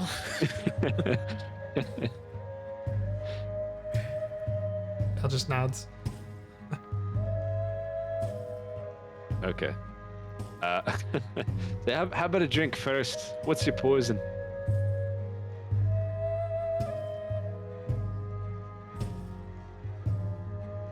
Hard liquor, Do you have a local whiskey?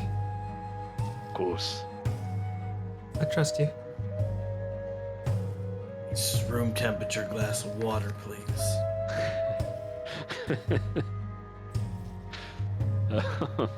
He'll just say, "Oh, be careful with this one, eh?" And he'll pour the whiskey, in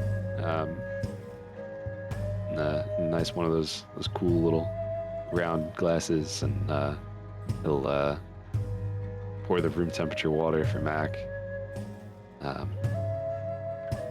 No lemon. He was about to put a lemon in it, and he takes it out.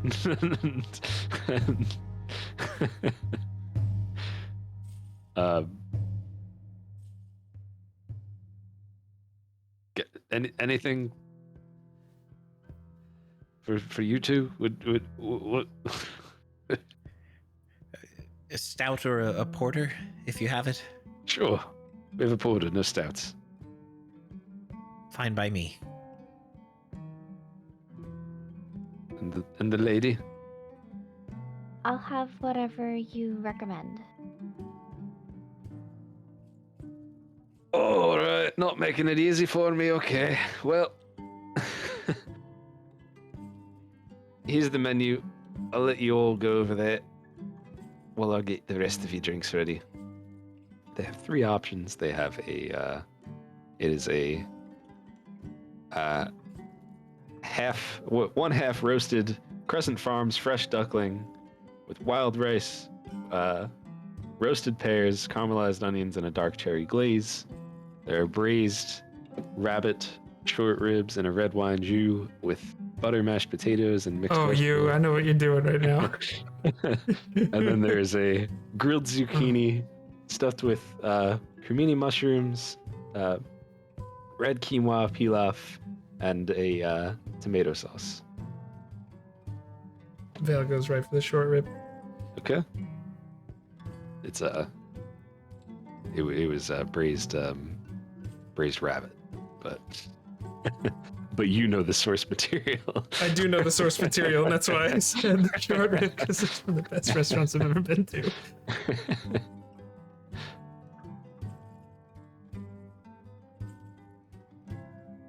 Three options. Just let me know. Chicken for Echo. Mac will have the chicken as well. Or at least he hopes it's chicken. It's duck, but it's okay. Melly's gonna have the plant-based option. You got it. All right. So he will, after he found out that the meal that you were going with, he'll bring out a nice wine for you. And look at the food ready, and people are ready for a story. If you want to tell it, you could tell that they're kind of like, the people are like, Billy, go back home to your mother. It's getting late. Go to bed. Poor Billy. No, Billy needs to be here for this. Let the boy watch.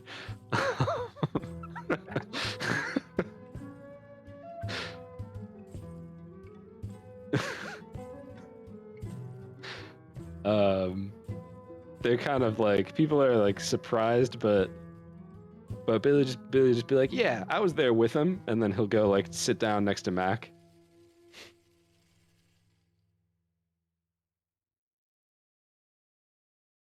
Mac doesn't say no. just kind of like nods just a little bit to where he's not saying yes, but it's just a little bit of cred. Yeah, you could see that the faces of people in the room, they're kind of like, oh, Billy was there? Well, and they're surprised.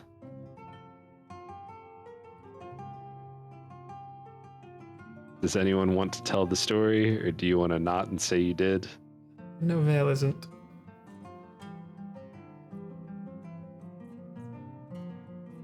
I think Echo might tell the story. I think he's getting that itch,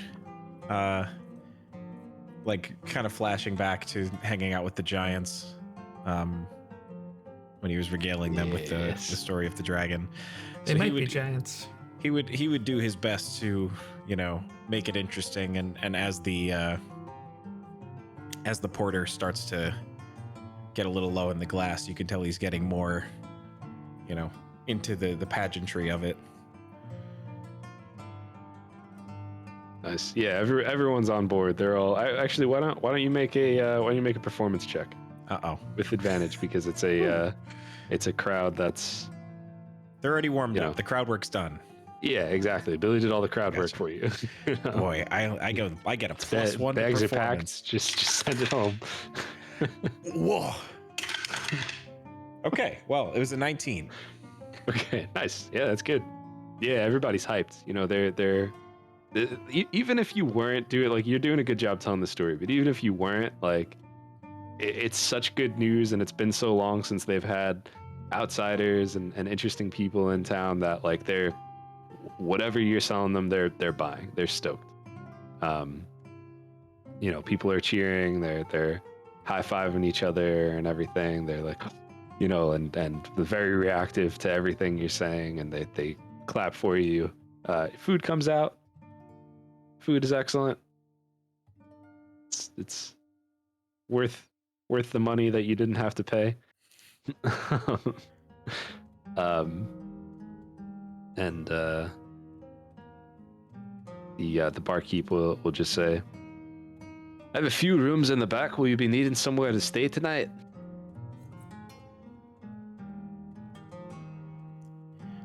I think that would be lovely.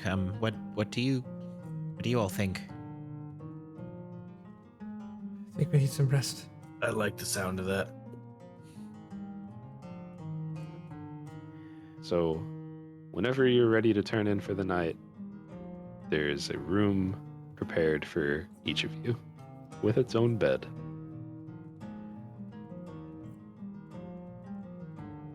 I think Yeah. before heading to bed, Echo will look over at Billy if he's still hanging with us. I assume he's probably still there. Is Max sneaking him drinks? What, the stone cold room temperature water he's been drinking? No, he has not been sneaking him drinks. All right, I just curious.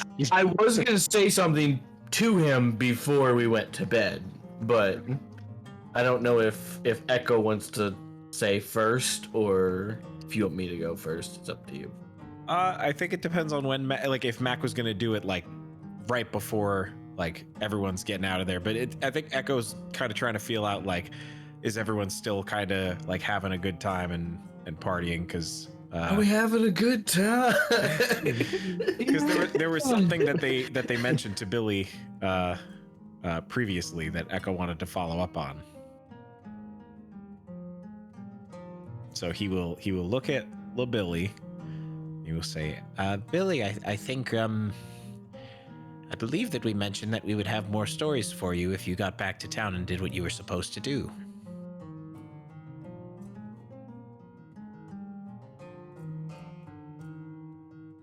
which did happen.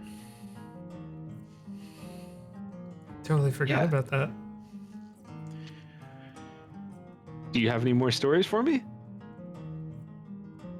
Have you ever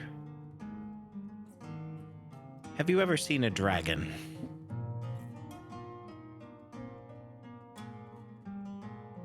Only in books. Have you ever seen a dragon? I have seen the top of a dragon. We I've saw it seen the quite front up of the close. dragon, and I've seen the inside of a dragon's claw. You lie. Echo gets a big old smile. And says, "One more porter, please, barkeep." And then regales the story of the dragon.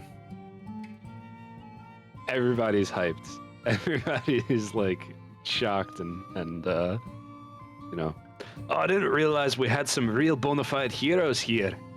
You know, like everybody's saying, you know, like it's all things like that you know, they're all excited and talking amongst themselves, and once you like get like deep into a story, like they, you know, they quiet up and they listen. You have complete control of the room.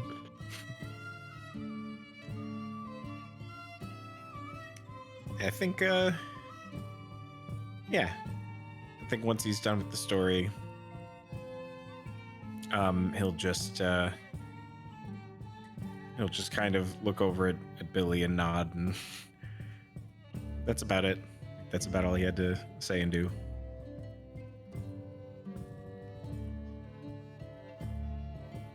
Yeah, Billy's amazed. He was like, "You guys are cool." You should learn how to use a bow, Billy. He gives him a wink.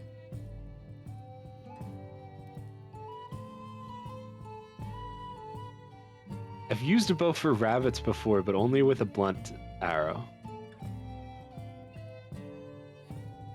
It's a good way to hone your skills. I guess. Val takes his bow down and says, "You want to take a look at mine? Could I? It did fell a dragon." He is like, he's like, "This is the one," and he like takes it and, you know, is like looking all at it. So as he tries to pull it back, the draw weight's too heavy, so he really can't get it like more than a couple inches back. But He says, be careful, that can... Don't know what you're doing, that can hurt. I think I actually still have a scar. On the inside of my forearm. that was wild. Mhm. Good night. Yeah, he's like, he's pretending to grab arrows and like he's Mhm. playing. He's having a blast. Definitely, he feels cool. Yeah. Maybe I should learn how to use a bow. Do you know how to use a bow, Mac? Do you think I should learn how to use a bow? More skills, the better. I generally only use a short bow, but that's just because of the training that I had growing up. Do I wish that I knew how to use more? Of course. Every weapon has its purpose. But this is your greatest weapon. He points to his head. He looks at Vale and then looks back at Mac for approval. And sees Mac nodding. And he looks at Vale, makes serious eye contact with you, and just goes, head on a swivel. Always.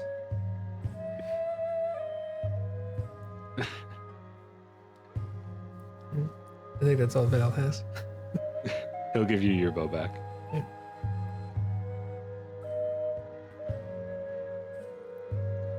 But yeah, I mean, Val, retire if things are winding down. Mac just says to Billy, I know it's a little bit late, and I don't know if it's later than you would normally be up and out, but I want you to meet me outside at sunrise.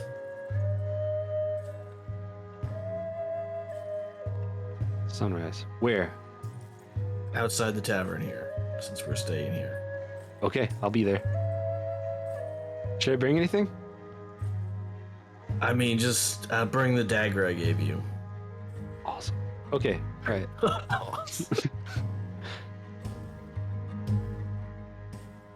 Are you gonna train me? See you in the morning, Billy. And then I turned and head to my room.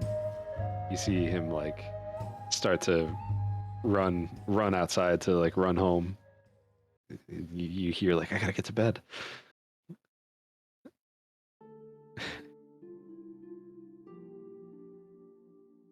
All right, so everybody's turned in for the night. Is there anything else that anyone wants to do, or can we call it a long rest?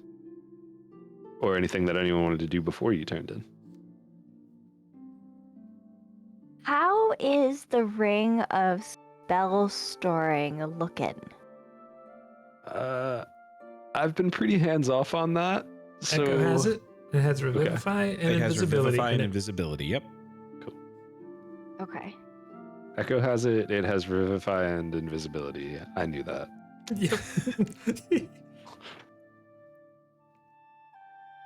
See, when you trust your players, I don't have to keep track of everything they have. Some things I do. I think before bed, Melly's just gonna meditate. And, if she hears something about the big bad guy that's around here, great. If not, then she's just gonna go to sleep and try to find some peace. Are you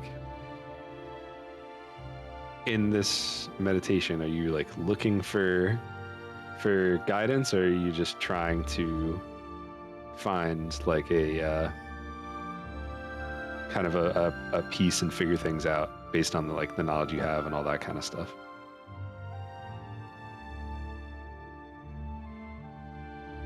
I think so. Melly seriously doubts that Baylor is not gonna just show up, given that they've just killed his best friend, essentially, in her mind. So she's not really worried about whether or not they'll be able to find him. She's more so worried about where he's gonna show up and the aftermath of that. So she's looking for just peace, reassurance that they'll be able to handle the situation. Okay. Yeah. Why don't you roll a d20 for me? Why don't I do that? I don't know. Here we go. Okay, that's an 11. Okay. I would say you feel unsure about, you know, where and when something might happen and like the terms of that, but you feel confident that you and your friends will be able to handle whatever comes your way, and you feel like you have a strength, like a supernatural calm and peace about it.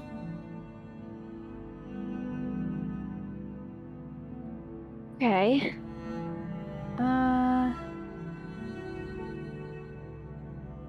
Hmm.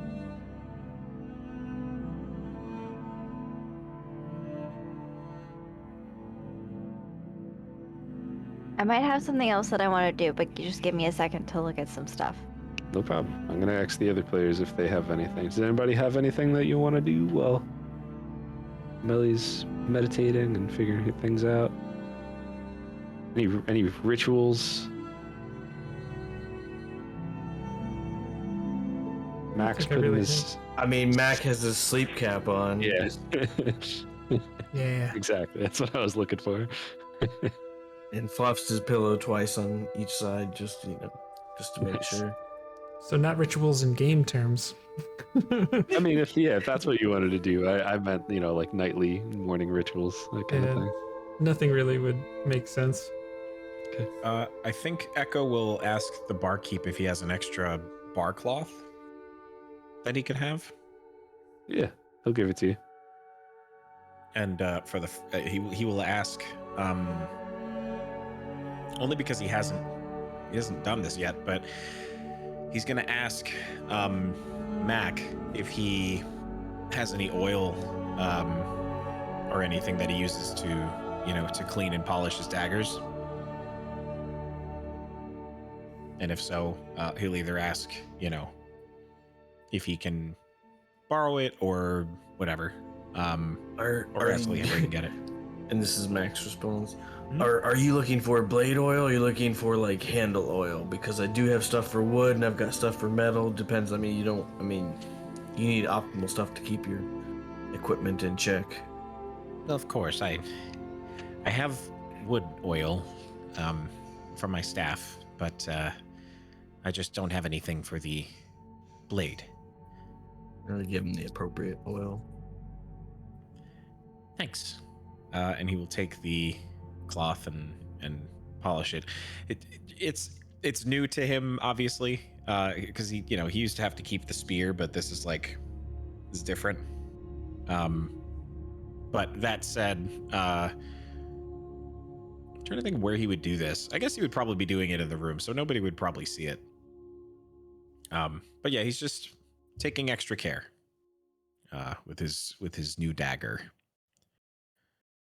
That's it. Nice. Love that for him.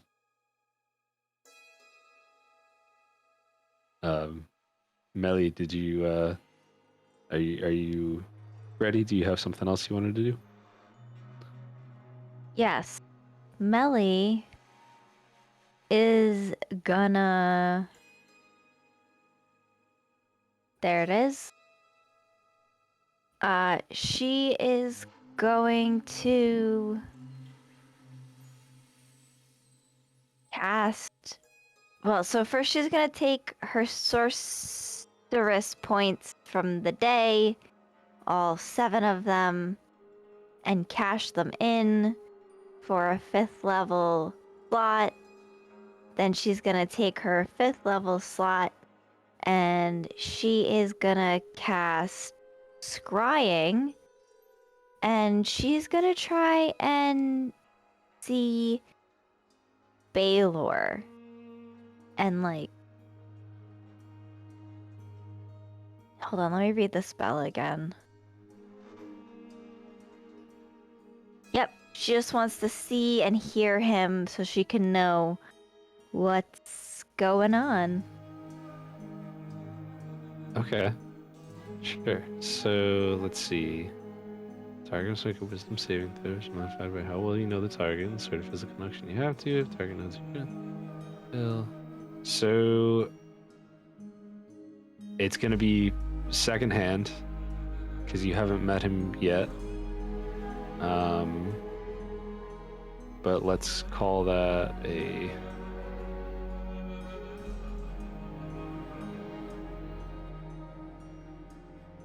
Do you have there's a bunch of modifiers for scrying.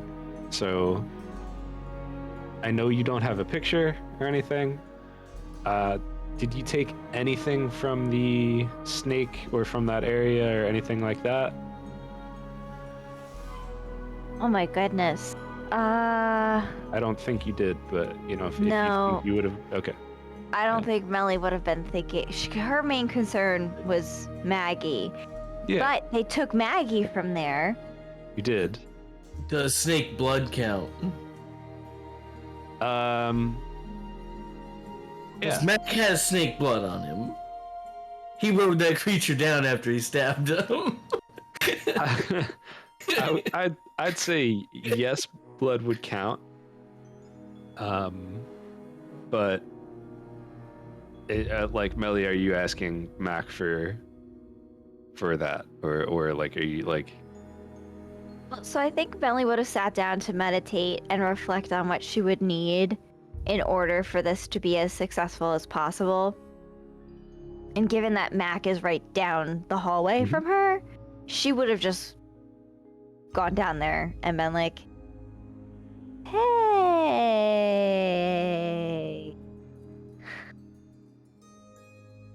can I have Mac, some of that sleep cap, nightgown. Get that snake blood that you got all over you?" I mean, it's not Friday, so I haven't bathed yet.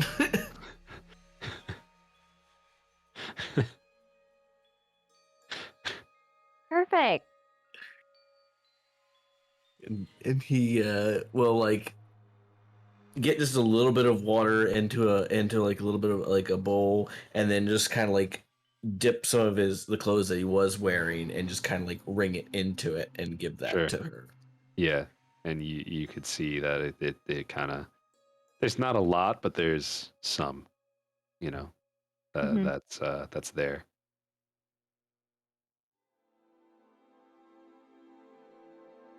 Okay, thank you, Mac. Melly's gonna carry the bowl filled with water blood. And if Mac didn't already have inspiration, I'd give him inspiration just now because he's the only person that you could have asked that.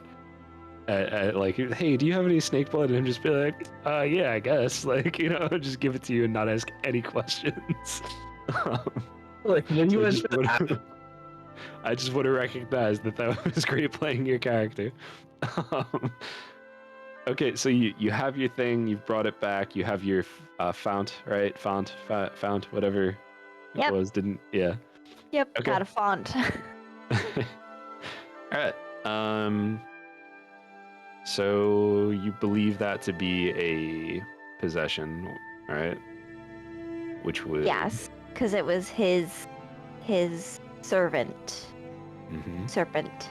His serpent servant. Yeah. All right. So let's see. Attack save. It's a 17, and let me find his stats right quick. Sorry. You're forgiven.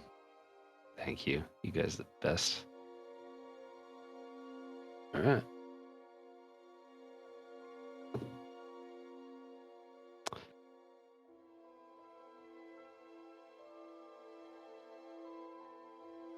I almost want to fudge that because it was a natural 20.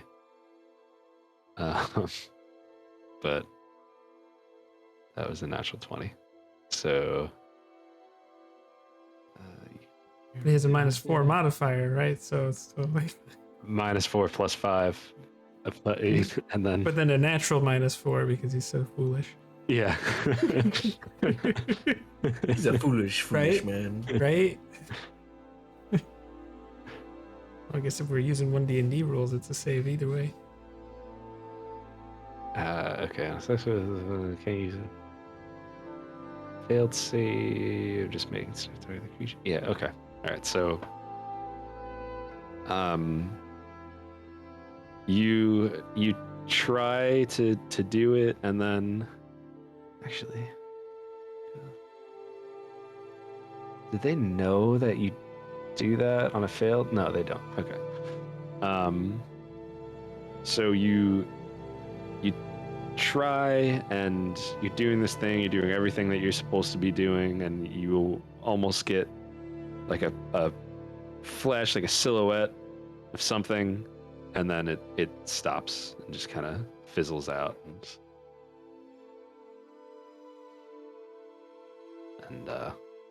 nothing happens. And you get the feeling that whoever this Balor is, he must be pretty strong.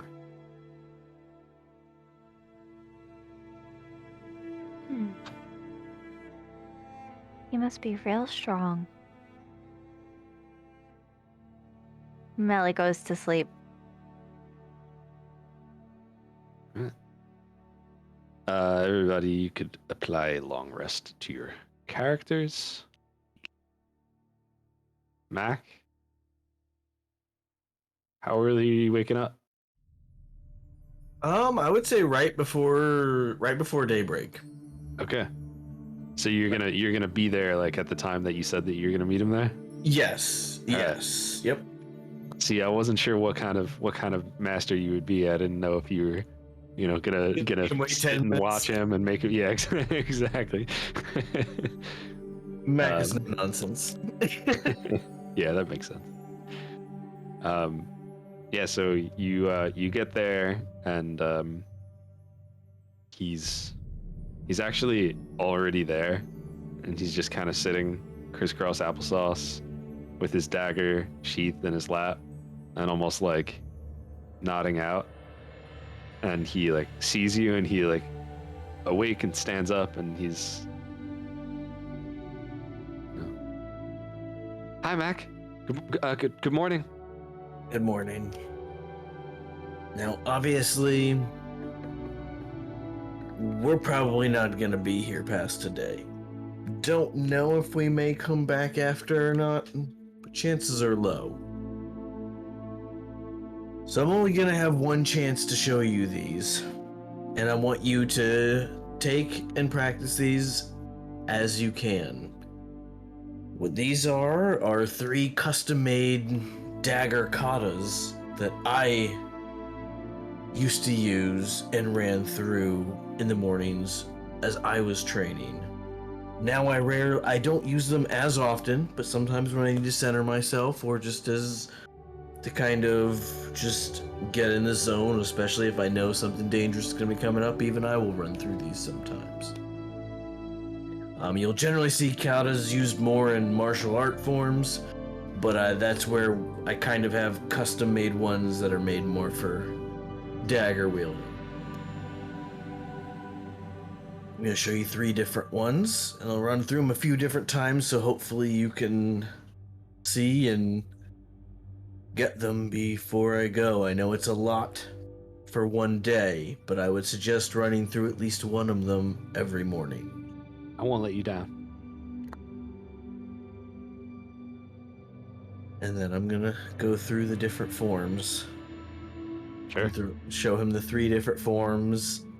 I'll go through each one a few different times and kind of like have him mimic me as I'm going through them, and then and then after he's done it a couple times, then I show him what the full speed of it would look like, and then I stop and coach him through it and kind of like correct his form as he's attempting each one from memory. So, for the teaching of this, why don't you roll me an attack. Roll 3 of them. Use your charisma modifier instead of your dexterity modifier.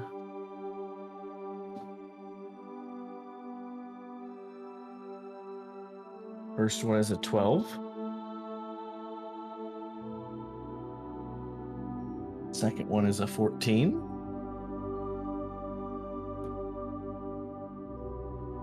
And the third one is I get to re-roll those. That's the net one, but luckily I have luck on my side, and that's a 15. Nice. Okay. Yeah, that's just to represent the like it's not just you doing them, you're explaining it as you're doing it. You're trying to over exaggerate the movement and that kind of thing just to actually teach. Let's see. What was the second one? A 12?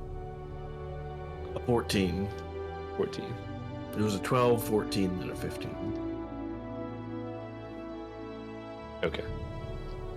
Yeah, he's like intently watching you. And you said then you're going to do them full speed, and then you're going to why don't you You can see like what they would look like without like, because obviously I was trying to slow it down to make sure he could follow each form and movement along with it, and then kind of do it full speed, maybe like 2 reps through of each, just to because I mean, like realistically each one would only probably take a minute or 2 to go through the whole form, because it's not it's not like that long of a process. Sure. So why don't you roll 2 regular attack rolls now? With which modifier? Regular, like dex.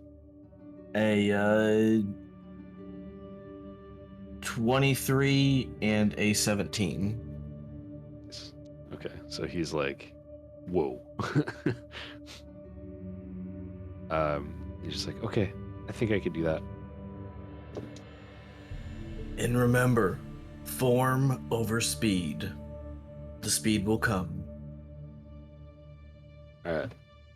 So I rolled 3 dice for him for the 3 that he was gonna try. He got a 10 for the first one, which I think, is fine. Like he's like slowly copying what you're doing. 17 for the next one. He's feeling really comfortable. And then you see like the look in his eyes. He gets kind of like cocky, and he tries to speed through the last one with a natural 1, and loses his balance and just kind of like falls forward on the ground. Just be like, I almost had it, right?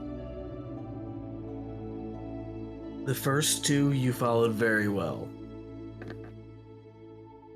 The last one, you do that the wrong portion of it, and you could stab and impale yourself.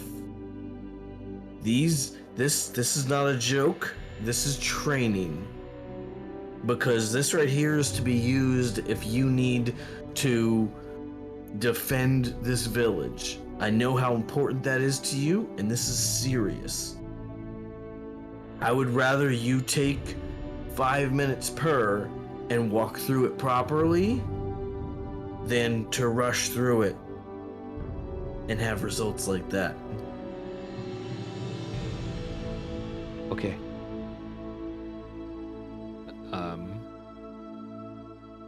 What time do you think? Like, Melly Echo Vale. Starting with Vale. When do you think you would get up? When do you think Vale would start his day? Vale, after his trance, might actually be hanging out outside and seeing this whole thing unfold. Yeah. Nice. Okay. Love that. But he would just be like, if he wasn't noticed, like he wouldn't be actively trying to be hidden, but he would just be watching. And if ever Billy like made eye contact with him, he would just always have some kind of like, yeah, Mac is right, kind of like a, nodding. Love that. Yeah. Echo. I think Echo would probably get up a little bit later. I don't know that he's getting up especially early to start the day. But how thick could the walls be? If there's enough noise, people moving around, it is a tavern. So Sure. at whatever time things start waking up, he would get up around then. Melly?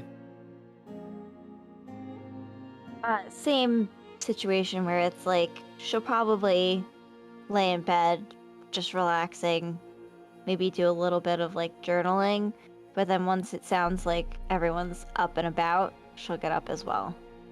Sounds good. All right. So we'll say this training going on for like 15, 20 minutes, maybe a little longer than that. And Billy seems, Billy seems like he's getting it. He's really listening to everything that Mac is teaching him. And he's starting to move with more confidence and he's picking it up quick. He's picking it up very quick.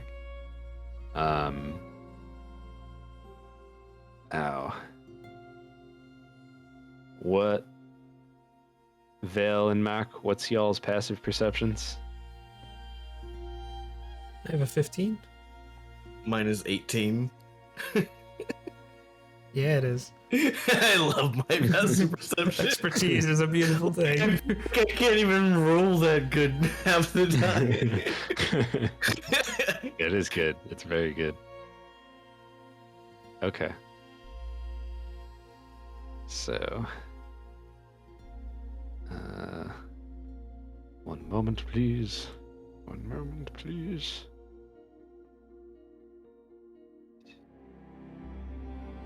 What am I looking for? What's Vale thinking about as he watches Mac and Billy train? If you want to say, Yeah, you don't sure. have to. Sure, yeah. Vale is wondering how many times and if Mac has done this before. And he's also kind of just paying extra attention to how he's taking it really seriously and seems to have taken a liking to him. And he's wondering, like, did maybe he teach his brothers? Like, did he family members, potential child that maybe Vale doesn't know about? Like, he's just thinking, he's just watching, just watching and wondering. But impressed at how he's gotten on a very beginner's level with him.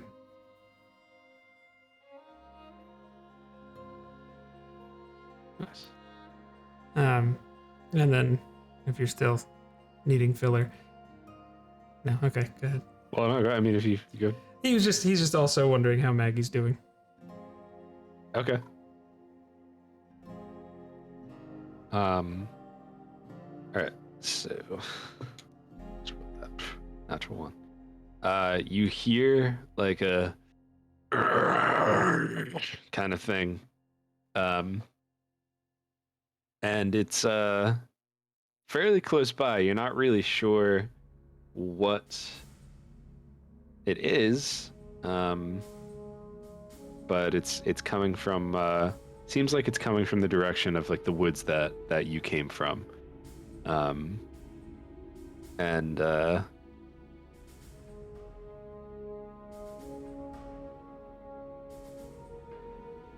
Billy hears this and looks at Mac with like a fierce look in his eyes, and he says, "I have to protect the village," and starts running in the direction of whatever that is. Oh, God. Can Matt grab him as he goes to run? Roll. Yeah, roll. I guess dexterity. The 12. Yeah, that was a 3. So you got him. Like he goes to run, you just kind of grab like the back of his shirt, and he's like, you know. You were only beginning training. You stay. We will handle this. You learn. And he looks at you and then kind of looks past you and just has like a 1,000-yard stare. As we'll say Vale sees it because he's kind of further out and like zoomed out from you. It's like, I don't even know how to describe what this is. It's like this big creature that it looks like it might have been something natural at one point in time, but it almost looks like it started turning into a snake-like creature. Like there's fur in some spots and scales in others. It's slithering along instead of going on paws, but it does have like arms, and long tongue, Jeez. long snake-like tongue sticking out, and it's heading towards Mac and Billy. And why don't you both roll initiative? Okay.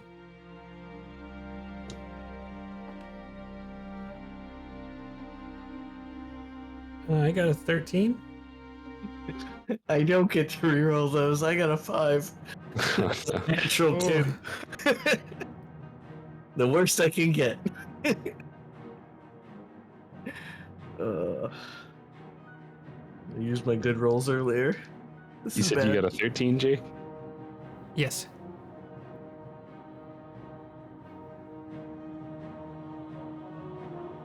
Okay. So, the creature kind of it's moving way faster than you think it would go for the distance that it is away from. Like for just it's just some sort of weird abomination monstrosity, and it's moving Yeah. faster than you think it would move for just how messed up it is. And it just beelines for Mac. And it will attempt to bite him. And oh my god, I gotta stop rolling this die. This is the third No natural more 20 natural that I 20s, have. no! This is the third that I have rolled on No! this die tonight. Oh, I it's haven't rolled back. that many dice tonight. Okay. So let's see.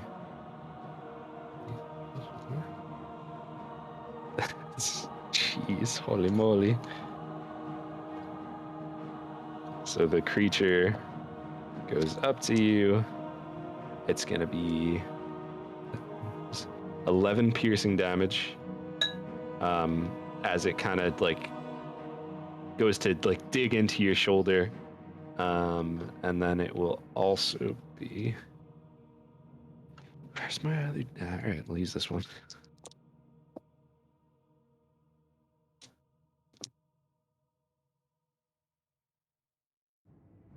And it'll also do 18 poison damage. So that's 29 damage total. Yes. All right, I'm gonna use Uncanny Dodge, and I'm gonna half that damage. Use my reaction to have the attack's damage against you. Sure. Very nice. Good move. I think that'll end its turn, and then it'll be Vale, and I would say, well, you know what? That'll end its turn, and it's Vale's turn. Okay. How far away am I from everything? How far away do you think you were from them training? I assumed like 50 to 75 feet, something like that. Like if there's a porch Yeah. for the thing, you were kind of sitting there. Yeah, I think that makes sense. And so this thing is kind of like in the middle.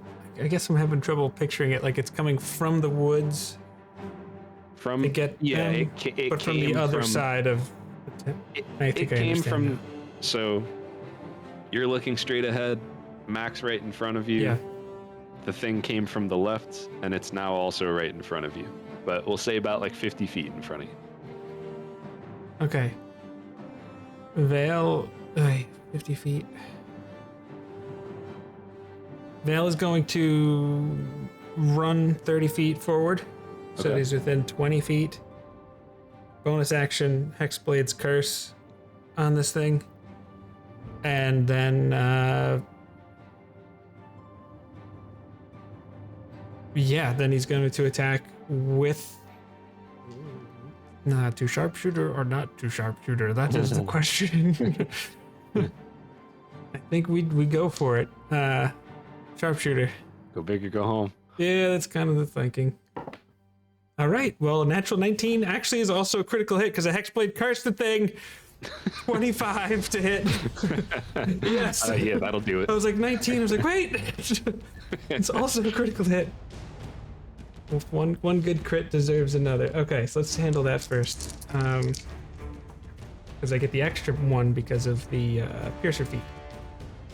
I can reroll one of the damage die. I'm going to do that. Okay, so that's 12 plus 5, but I also add my efficiency with this. So 12 plus 9 is 21, plus an extra 10 because of sharpshooter. So 31 magical piercing damage.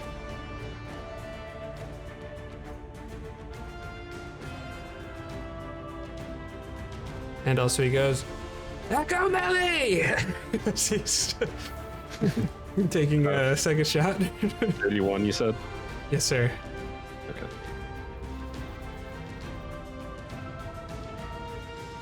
And we'll go another sharpshooter attempt.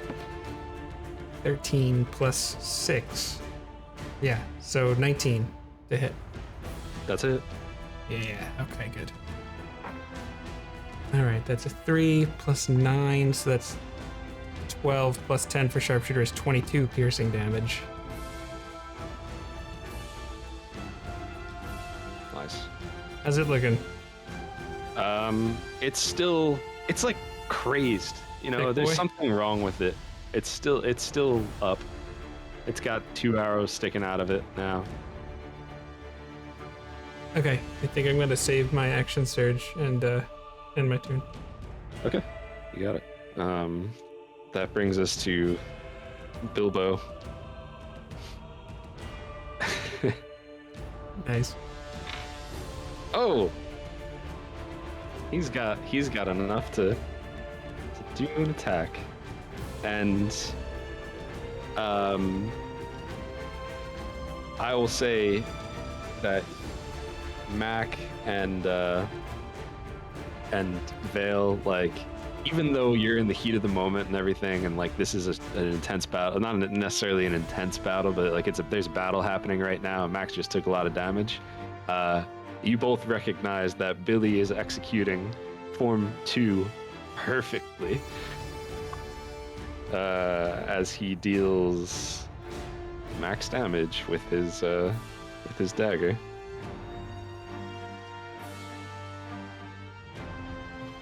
And that brings us to Mac.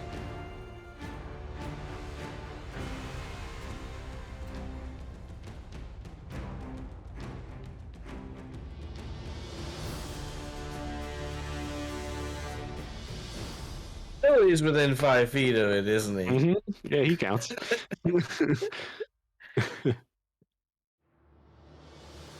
Mac is gonna attack it. Okay.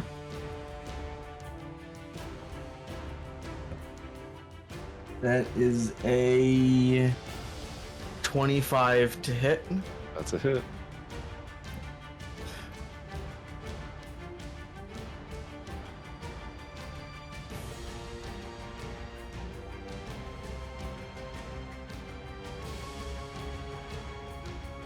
I have a dice goblin here. Hold on just a second. The Tempest. Yes. Tempestuous goblin.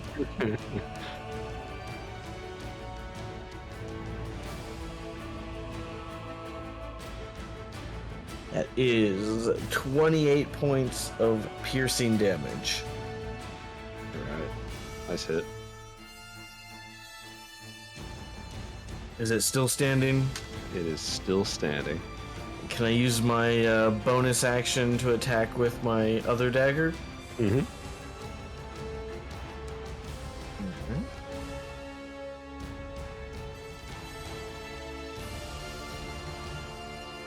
That is a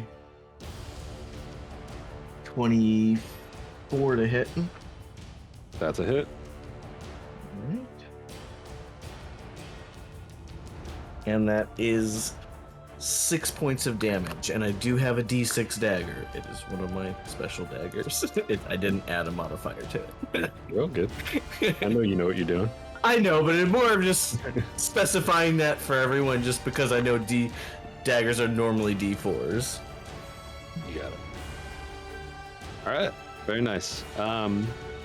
Melly, Echo, Vale shouted. You hear that there's like some sort of scuffle going outside. I will say that you could use basically a full turn this round to get outside. And then if that's what you want to do, then you could roll initiative to see where you go, where you fit in for this upcoming round of combat. That sound fair? But if you wear, well, neither of you wear armor, so it doesn't matter. So if you could roll initiative.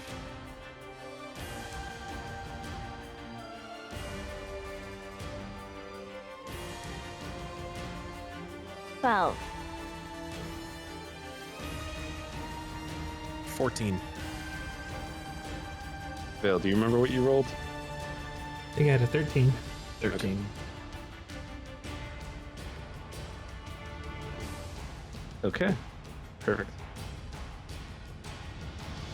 All right. So that brings us back to our abomination friend thing, and it's just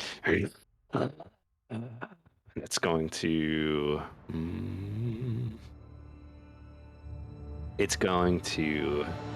attempt to attack Mac again. This time it's going to try to like constrict and grapple him and restrain him. That's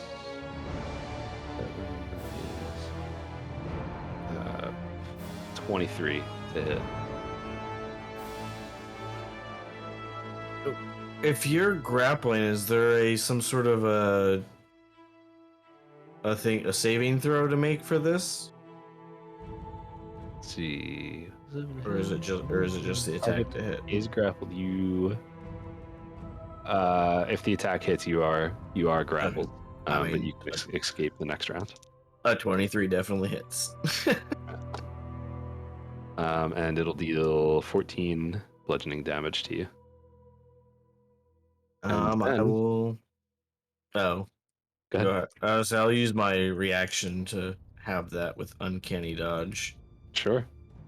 And it is now Echo's turn. Echo opens the window to his room. And he goes, "What? Oh!" And and has had his knife in his hand, and will try to jump out the window to get down there. Yeah.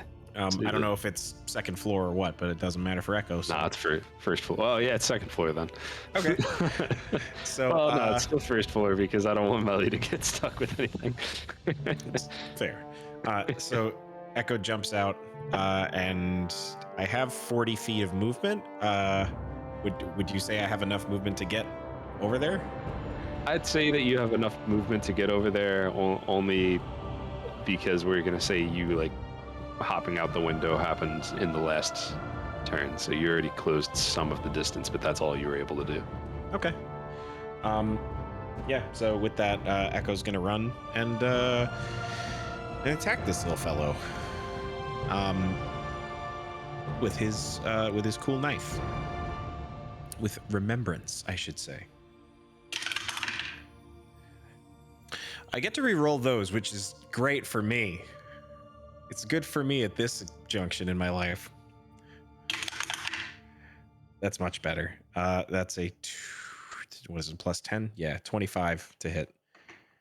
That's it. And that is a d6 plus 6.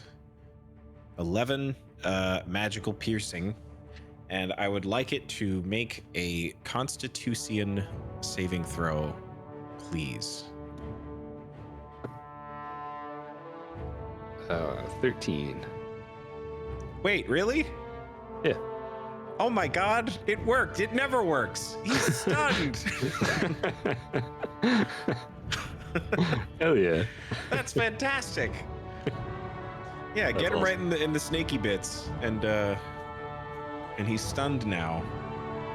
So I'm gonna follow up with my extra attack with advantage because he's stunned. It's a natural 20. Wait, if I get 2, he dies. Okay, no. Oh, that's so great. Okay, so that is 2d6 plus 6, which is not the biggest. It's not the biggest boy thing. I don't have amazing crits because my damage is like fairly low, but at least it's consistent. It's a 3 plus 3, so not even that good. But that's 12 magical piercing damage. Oh man. All right, yeah, that's fine. I have a thing for my crusher feat, but it only applies to when I deal bludgeoning damage, and this is the one thing I have that doesn't do that. So, but it's fine because it would have been the same thing. It basically just grants advantage to everybody for the rest of the turn, but Nice. that's not applicable. So I'm gonna kick him now. We'll do a flurry. Sure. I've got the advantage. I may as well burn him. That wouldn't hit, but that would. 24. Okay. Oh no, I'm sorry, 29. I forgot it's Still my okay. math is busted. All right.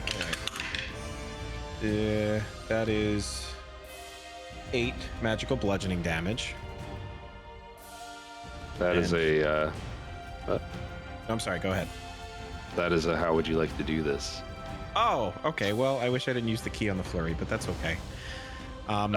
Just kidding. No, It's fine. That's the rules we established, so it's all good and fine. Yeah, I think Echo just does 2 quick stabs, kind of like one way, spins around, does one backhand, and then just spins and kicks this bear snake monster in the face. Sure.